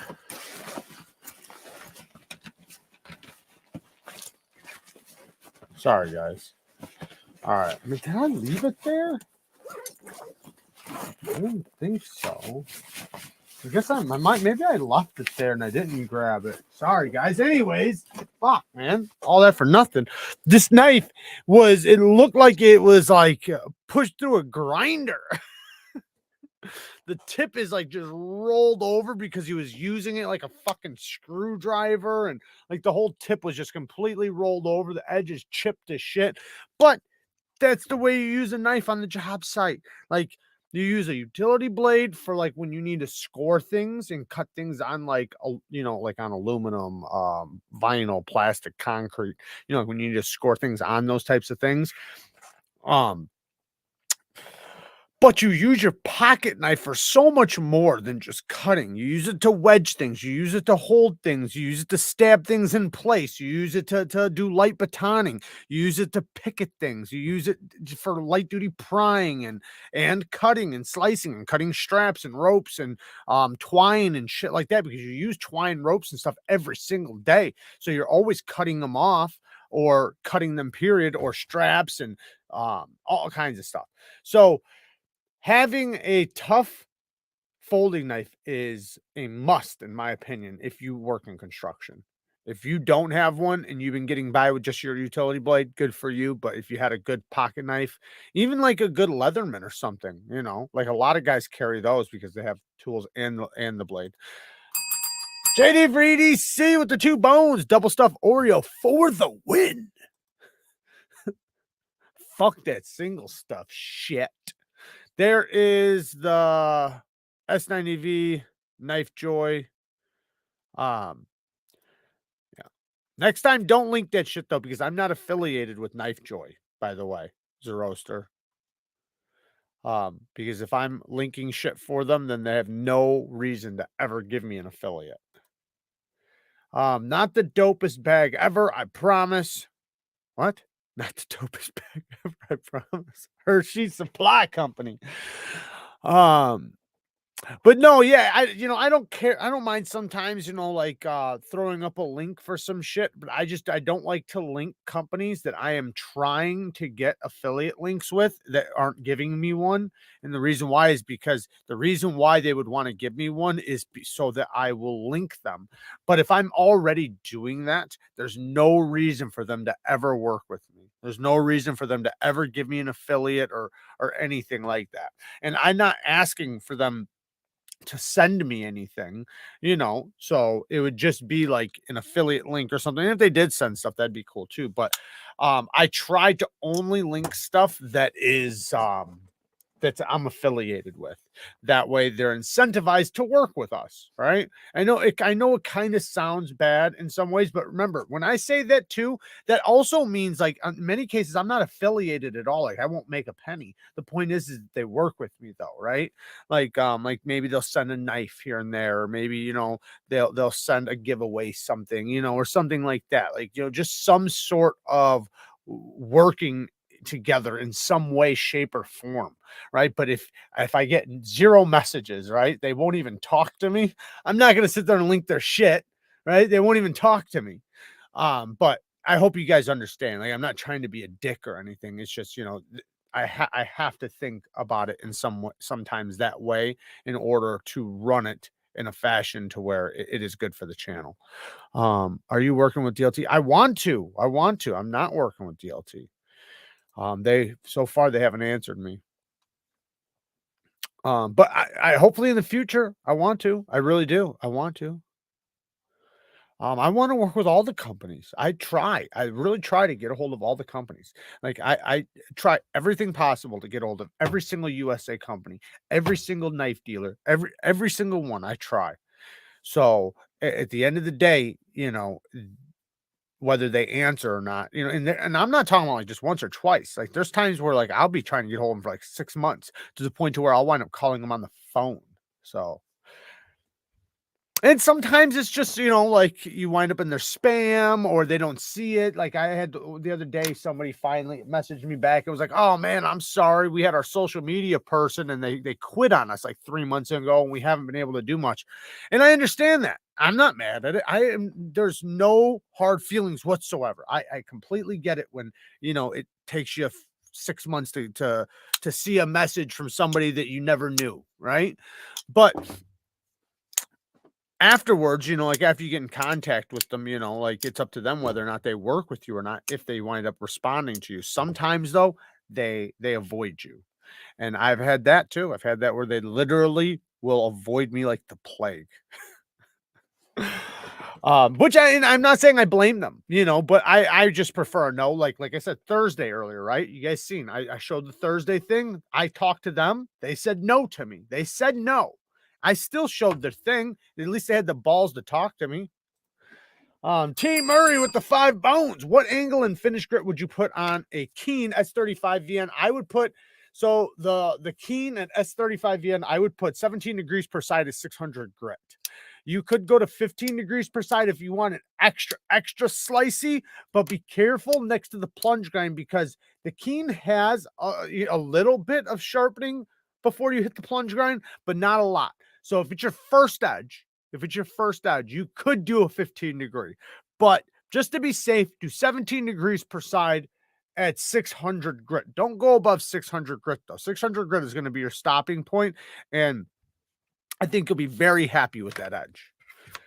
That's where I think 600 grit shines. Or sorry, that's where I think S35 VN shines is 600 grit, especially at low angles. So if you could do it at 15, it would be sharper and cut a little bit better. However, it's not going to be as tough. So you are going to lose some toughness.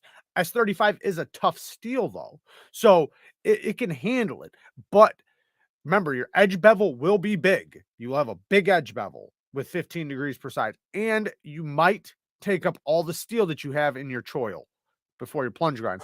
17 degrees per side, you'll be just fine though. So I wish the Keen didn't have that dude's name on the spine. Why? That's Ray Laconico. I don't want to look at another dude's name all the time. But so, excuse me, that's where he puts it though. That's his shit, And Ray Laconico does killer designs. He's a good designer. I'm not mad at that because he's the designer and it's on the spine. It's not like on the side of the knife. You don't see it unless if you're looking at the actual top of it like that. So to me, that's not a big deal. Yeah, I like the stuff too. Yeah, I've got a few of their things. I like their straps and the clip system. I don't know what you guys are talking about. Cole doesn't say hi to me anymore, and I even linked him. What a dick. What a dick. You know, I think everybody should just go and unsubscribe from Cole at this point. That's what I think. He's probably not even in here anymore. DLT would be a good idea since they're so close to you. I would love to work with DLT for multiple reasons. They have a lot of great stuff. I love that they have tons of USA made stuff on there. Yeah, I have a feeling that the return is really good too. Um, you know, like if you guys want to know, like usually, like the return is, between like 3 and 7%. That's usually what it is. It can go up to 10%. What that means is like for every affiliate link that you use, that you make a sale on, you're going to make between 3% and 10%. There are some that are more and some that are less, but that's like an average, right? A lot of them are 5%. Some of them more, like, but you find some of them that are really good where, they're 10 to 15%. And those ones are really, really, really good affiliates to have because you get, a nice kickback from it.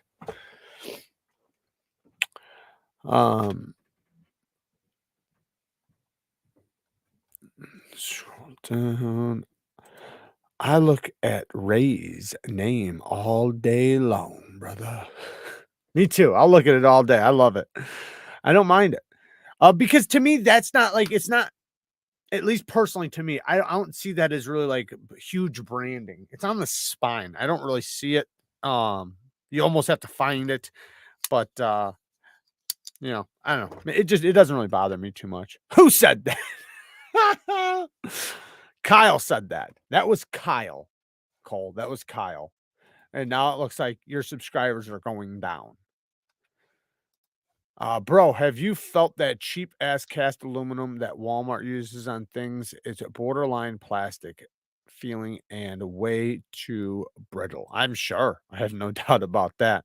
Is it fair to say that all Ray Conical knives look the same? They're easily recognizable just by handles alone. They are. I mean, I wouldn't say they're all the exact same, but they're very similar. They all have, a Ray Laconico when you see it. But I will say this though, he doesn't design a bad knife. You could argue that of course he doesn't because he plays it safe. You could argue that, and you would be right. He does play it safe, but it works. It works. It's like it's like kind of like the old saying, like why fix something if it's not broken? A spear point blade with neutral ergos it works. That's a great knife for everything. It's a well-rounded, balanced knife shape and design. And that's what he designs, or that's what, he makes. Who framed Roger Rabbit? A Tweety bird who saw a Tweety bird who saw a pooty cat, or a yellow little caged bastard who is setting up an innocent. Did that ever cross your mind? Angle me grip for Delica K390, please, sir. K390 on a Delica, just what I would do. Listen, you don't have to do this, but I would go 15 degrees. I'd go 15 degrees per side, as high of a grit as possible. That's what I would do. Now with K390, you can do any grit. You can go anywhere from 500 grit all the way up to 5,000 grit and everything in between. K390 takes a really good fine edge, a really good toothy edge. It just takes great edges. Now with Spyderco's geometry, maybe not the Delica. Yeah, I think Delica's 15 degrees per side. A lot of Spyderco's, that's what I do right here. I think this is K390 right here, ain't it? Yeah. This is 15 degrees per side right here. This is K390, 15 degrees per side. And it's amazing.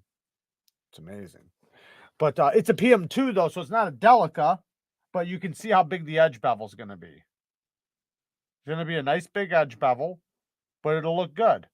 Hopefully that's coming. Maybe this way will be better. I know it's got some stuff on it. I've been using it, but It's hard to see with shit on your edge.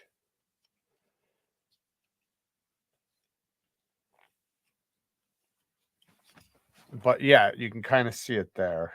I'm sorry, wrong way. But anyways, yeah, that's what I would do. 15 degrees per side. At that one's 5,000 grit. Strapped on like 1 micron or something. MC has a monopoly. I know he does. And maybe he made a deal. Maybe he made a deal with them saying, as long as you don't sign that fuck Neevesknives up, we'll be okay. Don't sign him up and we'll work together. It could have been his deal. I don't know. I'm just fucking around. No, they might not have even seen my messages. I don't know.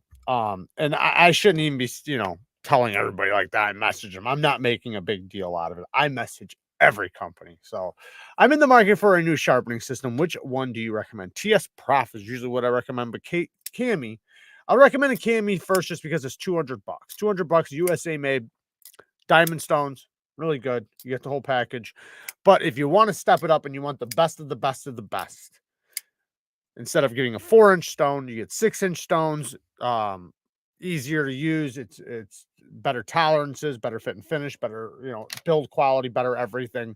It's going to be TS Prof. The Cadet Pro is, in my opinion, I really like that one. The Cadet Pro. There's other systems. Any TS Prof system is really good. So that's what I would go with. Plus, like I said, they use 6-inch stones, so it just sharpens up even better. Jared, you said unsub, not me. Don't you put that voodoo on me, Ricky Bobby. Hey, man, I had your fucking back, is what I was doing there. I tried to have your back there, Kyle. You dick. 15 degrees per side and 600 grit. EDC and Lace. Is that Lacey? What's up, Lacey? Would you change your name? Change your name. They all blame me, Zeroster, because the world needs a boogeyman or some creep to put blame on. I'm from under a rock where the sun never shines, or buses never run, and donuts are never cheap.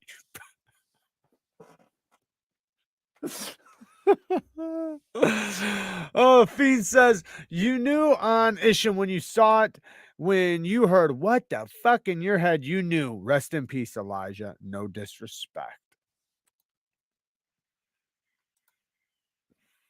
Yeah, Razor Codes are great platforms for modding because it's so simple.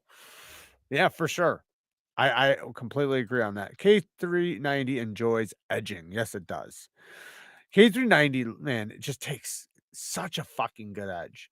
That's why I love K390. I love the type of edge it takes. It's just its sharpness is like it's so incredibly sharp and it holds a really, really good edge. Shake and bake. Also, everyone link Knife Joy to pass super chat. That's funny. What's up, Quentin? Dropping in, can't stay. Left a like for you guys. Thank you, man. I appreciate it. I hope you have a good night as well, man. Thank you. If it's Golden K390, I like it at 3,000 to a full mirror. If it's Seki, I really prefer it at 600 or 1,000. Well said, Lacey. Well said. Tri-State says, I mean, let's be honest, though, gentlemen. 4 inches is plenty enough, right? Like, that's pretty big still. Average, I'd say.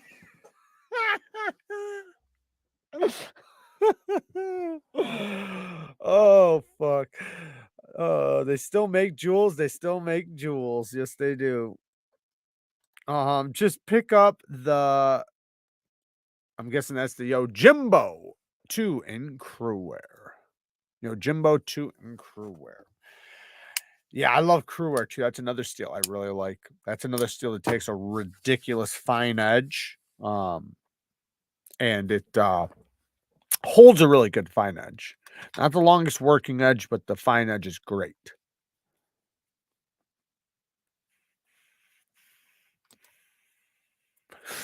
Knife Nut says, I just did my Spyderco S90V 15 degrees per side right there. To the F1000 wasn't nearly as hard as people made it out to be. And damn, is it slicey. Yeah.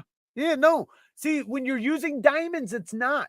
I think the only time people struggle is okay. So I think there's two things that when people struggle. One is if they're doing a knife that's 30 thousandths behind the edge and starts off with an edge angle at like 27 degrees per side, right? And now you're trying to bring it down to 15 degrees per side. So going from 27 degrees per side to 15 degrees per side is a lot of work on any steel, especially if you don't have a super, super coarse stone to start off with, like 140 grit or lower. So, or 200 grit or lower, right?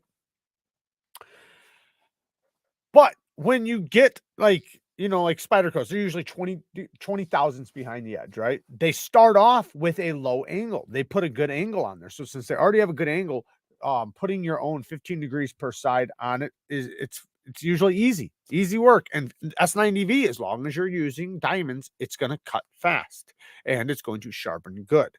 So, you know, as long don't use fucking a 600 grit aluminum oxide stone to start off with, and you'll be just fine. You know, you want to start off with a low grit, do your reprofiling. It'll work fast. Make sure it's diamond, and then move on to your other stones.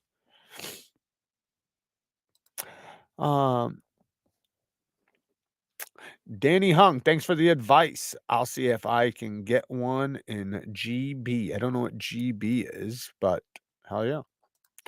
What's your opinion on zebra pins? In my opinion, the metal ones are great for under $30. I would recommend zebra pins. I don't know what zebra pins are. Maybe I do, and I'm just not thinking. Forgive my ignorance. What's the difference between a fine edge and a working edge? Okay, so the fine edge is like, say if you sharpen an edge, right? If you sharpen a knife and it can whittle hair, right? Let's just say whittles hair. You can shave with it really good. That's your fine edge. It's a super, super keen edge. The working edge is going to be, it's still cutting, like it could still cut paper cleanly, but it's not shaving sharp. It's not hair whittling. It's just a great working edge. It'll cut things efficiently and good until it goes dull. Then when the working edge is gone, that's when it's not cutting paper cleanly no more. It's catching on things. It's not cleanly sliding through cardboard. Now you're past the working edge. So that's the difference. So when I was talking about crew wear, what I was saying is that so with crew wear, it holds a really good fine edge for a good long time. But once that fine edge goes away, the working edge very quickly after goes dull.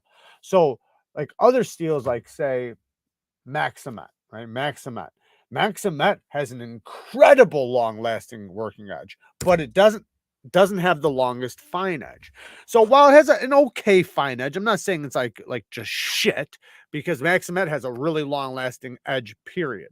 But its fine edge holding ability is like this much compared to its working edge holding ability, which is like this much. So, you know, out of its total edge retention, it's going to have a short-lasting fine edge and then a long-lasting working edge, talking about Maximet. Now, going back to crew wear, it's the exact opposite. It has a long-lasting fine edge where that real hair-popping edge lasts, but as soon as that goes away, the working edge is very little after.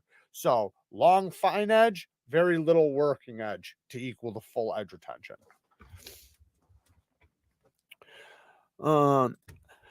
Maurice has got smokestacks on the Titanic and they still take orders from me. Napoleon should have gotten off the damn ship and he would still be alive today. People perished because we like cashews. Well said, Maurice. Well said. That should be written in stone somewhere.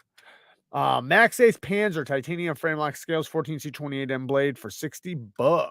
Ever heard of it? I have not heard of it, but it sounds dope. But no, I have not heard of that one. I've been talking a little bit to Max Ace. Hopefully I'll get more of their knives on the channel. I should have checked these pouches. No. know I had that damn knife, man. It pisses me off that what the fuck did I do with it?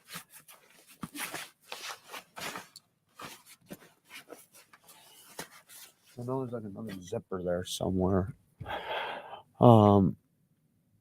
Should I micro bevel after I sharpen? No, you should not.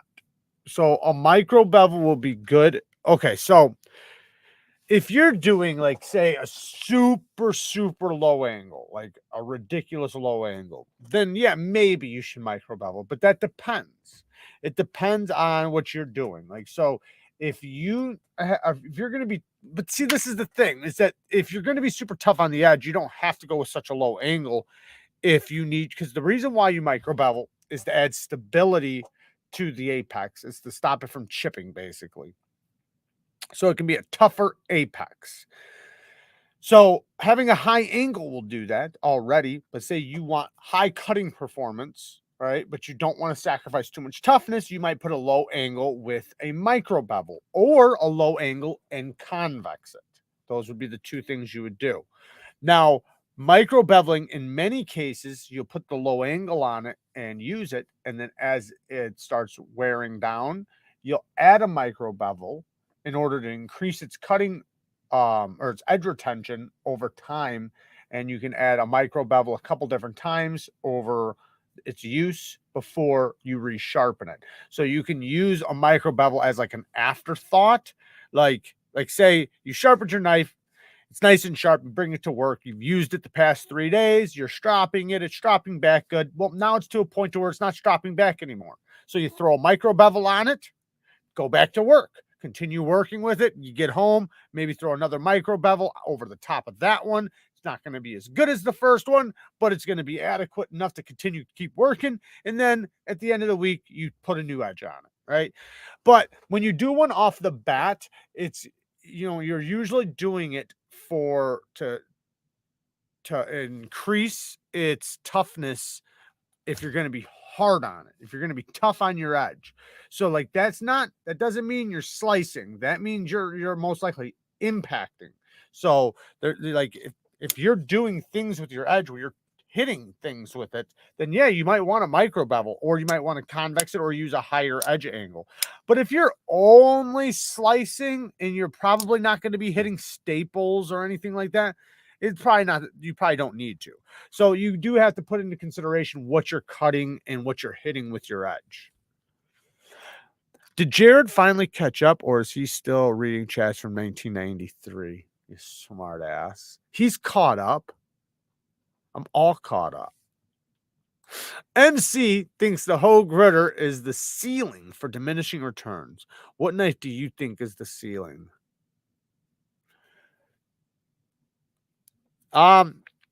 Probably the Spyderco Mannix 2. Probably the Spyderco Mannix 2.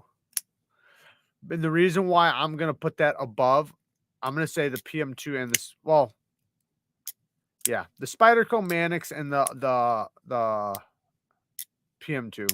And the reason why I'm going to put them, and I think the Hogue Ritter is also a great option too. I think that's awesome too. So I'm not taking away that one. That one's really good. But I still think that Spyderco does a better heat treat. So for similar price, you're getting a little bit better heat treat. And they use different steels too. They use a lot more steels than Hogue. So I would say Spyderco's USA line is going to be diminished, where you start getting diminishing returns after that price. But now there's a lot of great knives that are titanium frame locks that are great knives that might not be as heat treated as well, but you're getting all the other things, right? You're getting the better materials, the better fit and finish, the better smoothness and things like that, to maybe fit finish tolerances, all those things. And then the steel is not going to be as good, but it'll still be okay. So, you're still getting a good steel, not a great steel, but a good steel. And, for around the same price as those. I love the Mannix, but I think I should be just a little bit smaller. Well, they have, oh, you think it should be a little bit smaller? Well, I mean, I don't mind. I like the size of it. I even like the XL one. But But, you know, if you want it smaller, just get the pair of 3. The pair of 3 smaller, and then get the CME from OCD for EDC. So you can use it like a button lock.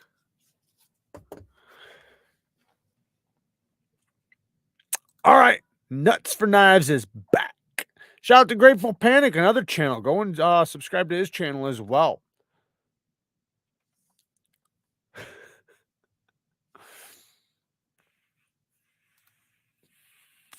Staring at Jared's face gives me the munchies.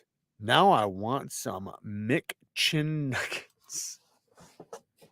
I got one of them chins, huh? I try. I work on it. I work on it hard. So yapping my jaw all day definitely helps. Do you believe in magic? You got a magic trick? I want a hollow ground saber grind on the Manix too. Well, they used to have that. They don't have that no more. I know that that was badass. I don't know why they stopped doing that. Same thing with the Benjamin Griptilian. You know, that used to have a hollow grind on it too. I don't know why they stopped doing that. To me, that was stupid.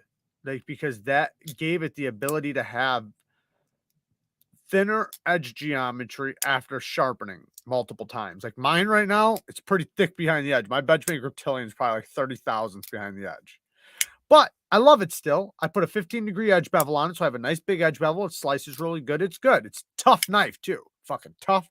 Cuts good. I'm happy with it. But I'd be even happier if it had a fucking hollow. Like way happier. I've even thought about having it reground or buying a new one and having it reground. I actually got it right here. Yep, that's 15 degrees per side, about 30 thousandths behind the edge. So you can see the bevel's not that big. I mean, it's pretty big, but nice toothy edge on it. Stupid sharp. Oh, yeah. Love the Benjamin Griptilian. But yeah, that would be way better with a hollow grind instead of a flat.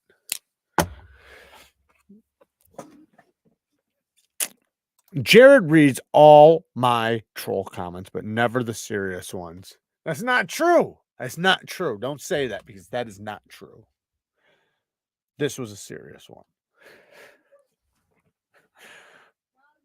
Got him. I said that literally just. What time is it? Oh shit, damn, it's almost 9:30. Wow, I did not realize what time it was. Um, All right, well, I guess screw all these things we were going to talk about. Get rid of those. All right, never mind. All right, so I guess we can talk about a fragrance really quick before we get out of here. So you stinky bastards at least have something to What's that? I know. We're gonna do one tonight. I'm gonna have to go a little late tonight. I don't have one ready, but I will get one ready. Okay. Oh no. Oh no, what just happened? Oh, there it is. Whew. Huh. Hold on a second, guys. Sorry. There we go. All right. So I'm going to share the screen with you guys. So we're going to talk about a fragrance, JOOP Home Ice. So this is what I'm actually wearing right now. I actually just got it. Now I know some of you guys heard Jim Skelton mentioned like that he got some back in the day, and his girlfriend said something about like it only being for black people. I don't know about that. I've never heard that.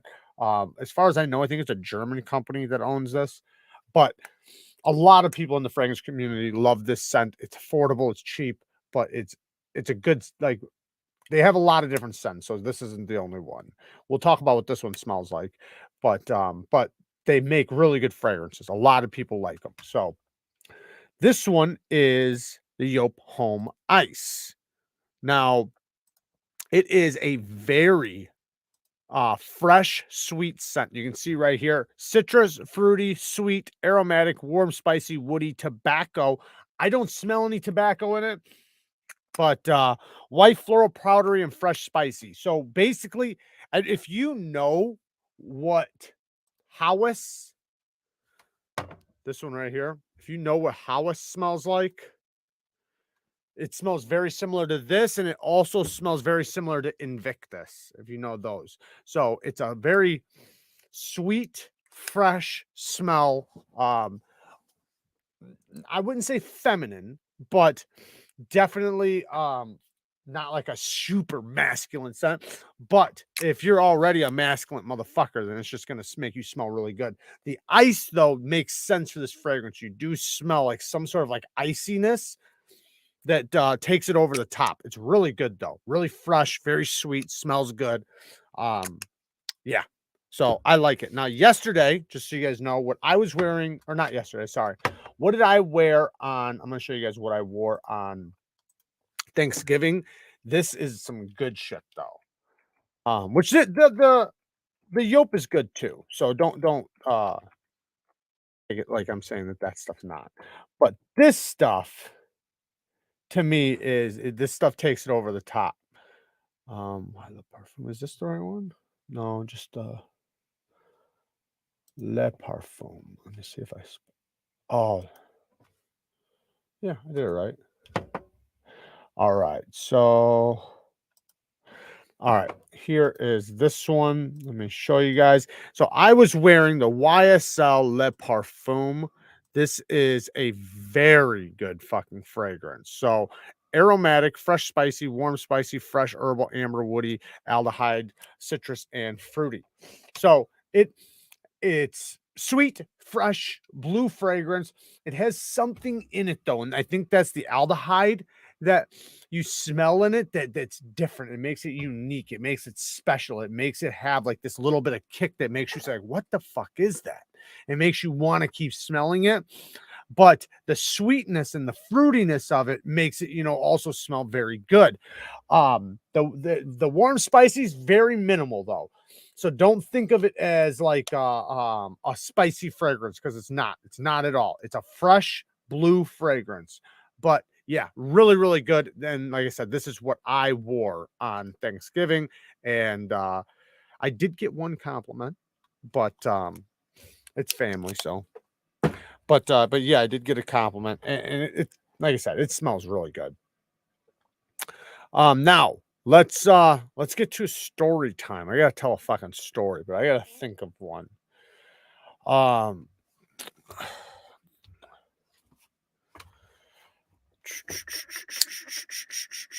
okay, so all right, here's a story.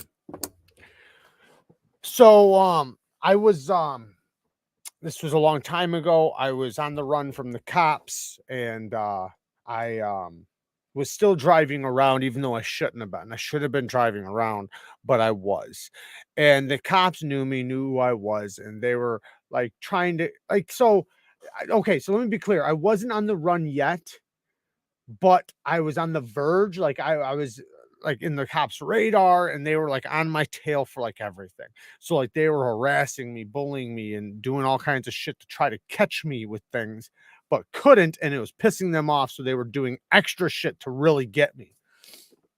My dad had just died. Okay, my dad had just died, and I was in my truck, and they spotted me, right? So I seen they spotted me. I seen they got behind me. I'm fucked. I already know that. I know I'm fucked. So I decided to run, not like run, but just far enough to get to my house, right? Not on foot at the car. So they were, had a little bit of a chase, but it wasn't a chase because I didn't go over the speed limit. I kept at the same speed. I just kept going until I wasn't really running. I was just going to my house. Like, so I made them follow me to my house with their lights on, trying to pull me over. They made it to my house, right? They get out, they're pissed, obviously. They rip me out of the car, out of the truck. I know I'm going to jail. They cuff me up, start tearing the shit out of my truck, just destroying it. Stuff's all over the place. It's all fucked up. Next thing I know, and I'm sitting in the back seat, and I know I'm fucked, what'd they get me for? So what they got me for was for driving with no license. I had no license, and I think that was it though. I don't think there was anything else other than driving with no license. And to them, that was a win. They got me, for something, right? That's not what they wanted to get me for. And that's maybe why sometimes they would because they really want to get you for something bad. They're usually not going to try to get you for too much petty stuff because they want you to continue to be comfortable so that they can finally get you for something heavier. But sometimes when that stuff starts failing, they'll just get you for whatever they can. And that's where I was. So I'm sitting in the back of the car, cop car, and then all of a sudden I see this big dude pull up, this big fucking guy. And he gets out and I see him walk up to all these cops and he's kind of snapping. He's kind of pissed. I had never seen this guy before, right? I heard of him. I don't know if Breeze is in here or not, but he might know who I'm talking about if he was. But anyways, so he comes and opens my door and leans in and says, and then right then I knew who he was. Like I said, I'd never really seen him before, but I've heard of him. I know of him. I know who he is. He has friends and ties to my family. And he told me and he's got a lot of pull in the police department. So he tells me I just want to tell you I'm sorry about your father, and these guys are going to put your truck back together. They're going to let you go. You're not going to go to jail tonight, and they're going to put everything back, so don't worry about your truck. They're fixing everything right now. And then he leans back and he looks at me and goes, get your fucking shit together, Jared, and then just closes the door. Right. I know who the guy is at this point that just came and saved my fucking ass. And yeah, it did save me at that time. It saved me and I was fucking up. I was fucking up left and right. So it was maybe a little bit of a wake-up call. Not really, because I still fucked off after that. But I didn't go to jail that night and they put my truck back together. I went back to my truck and everything was pristine. They put everything back together, my door panels, all the bullshit, because they were fucking tearing it up. They were tearing it up for fun, like not even because they thought something was in there. They were tearing it up just to make a statement. They put it all back together and it was all good. But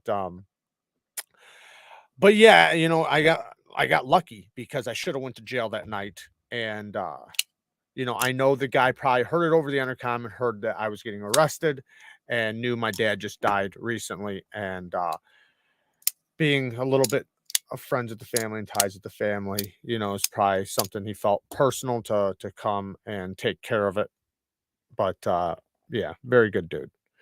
Um, I got to get to the super chat I seen come in. Maurice with the 5 bones wants some White Castles, not the food White Castle. He wants castles that are white. Only White Castles. Did Vu make an appearance tonight? I haven't seen him tonight. But we also haven't talked a lot about Kaiser. We did speak of it once, but we did not say the name 3 times in a row. So he has not popped in yet. You guys take care. I gotta go. I love you all. My dick is down to 9 inches. Damn, son. I gotta bring out the penis pump. There you go. Maurice, get your penis pump out. Get it back to the good old 14 inches. What is that? What was that? FPS Russia. FPS Russia. FPS Russia. Made the best content at that time. FPS Russia. I don't know what that is. Python, Drunken, and Subvert. Oh my. Knife Center has pre-orders for these knives at sale prices. Smocks for 161 DLT exclusive X90V. Really? They have Pythons and Drunkens? Pre-orders for these. Huh. I did not know that.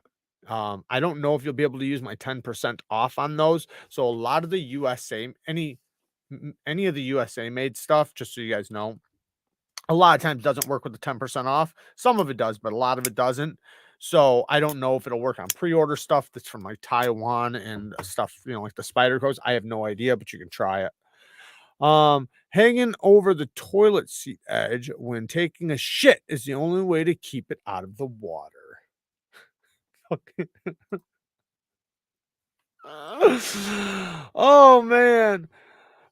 Same though, D-Metal. I don't know why I have a dream like that. All right. Just Maurice must be entertaining at a baseball game.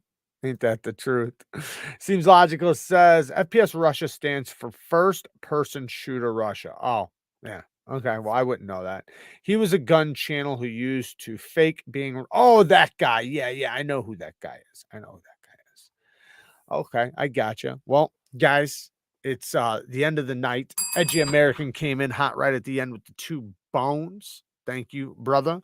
Um, Jer- it's the guy that he thinks I look like. Thank you, Shane. I appreciate that. And by the way, I did get that package. I'll be talking about it tomorrow, so don't say anything here. I do want to thank everybody for coming and hanging out with me tonight. Shout out to the patron members. The giveaway's coming up. It's after the holidays, so keep a lookout for that. Also, shout out to all the Bang Gang members. Thank you guys for all the support. We do have a live. I don't remember if I don't think we have one this weekend. I think it's going to be next weekend, I believe. Yeah. And shout out to everybody who donated tonight. I do appreciate all the donations. It does massively help. Thank you to everybody who uses my affiliate links. It also massively supports the channel. And everybody who hits the like button, which is one of the best ways you can help me out in the algorithm. It's super important. It's like the biggest way for YouTube to know whether or not they should push my content. So that's a huge thing if you guys could do that. If you guys could hit the like button when you guys watch the videos, it means a lot. So thank you guys for everything and all the support. I feel very blessed to be here with you guys and being able to do this for a living. I absolutely love it, and I am very grateful. I love you guys. Thank you guys for everything. Happy holidays again. Peace.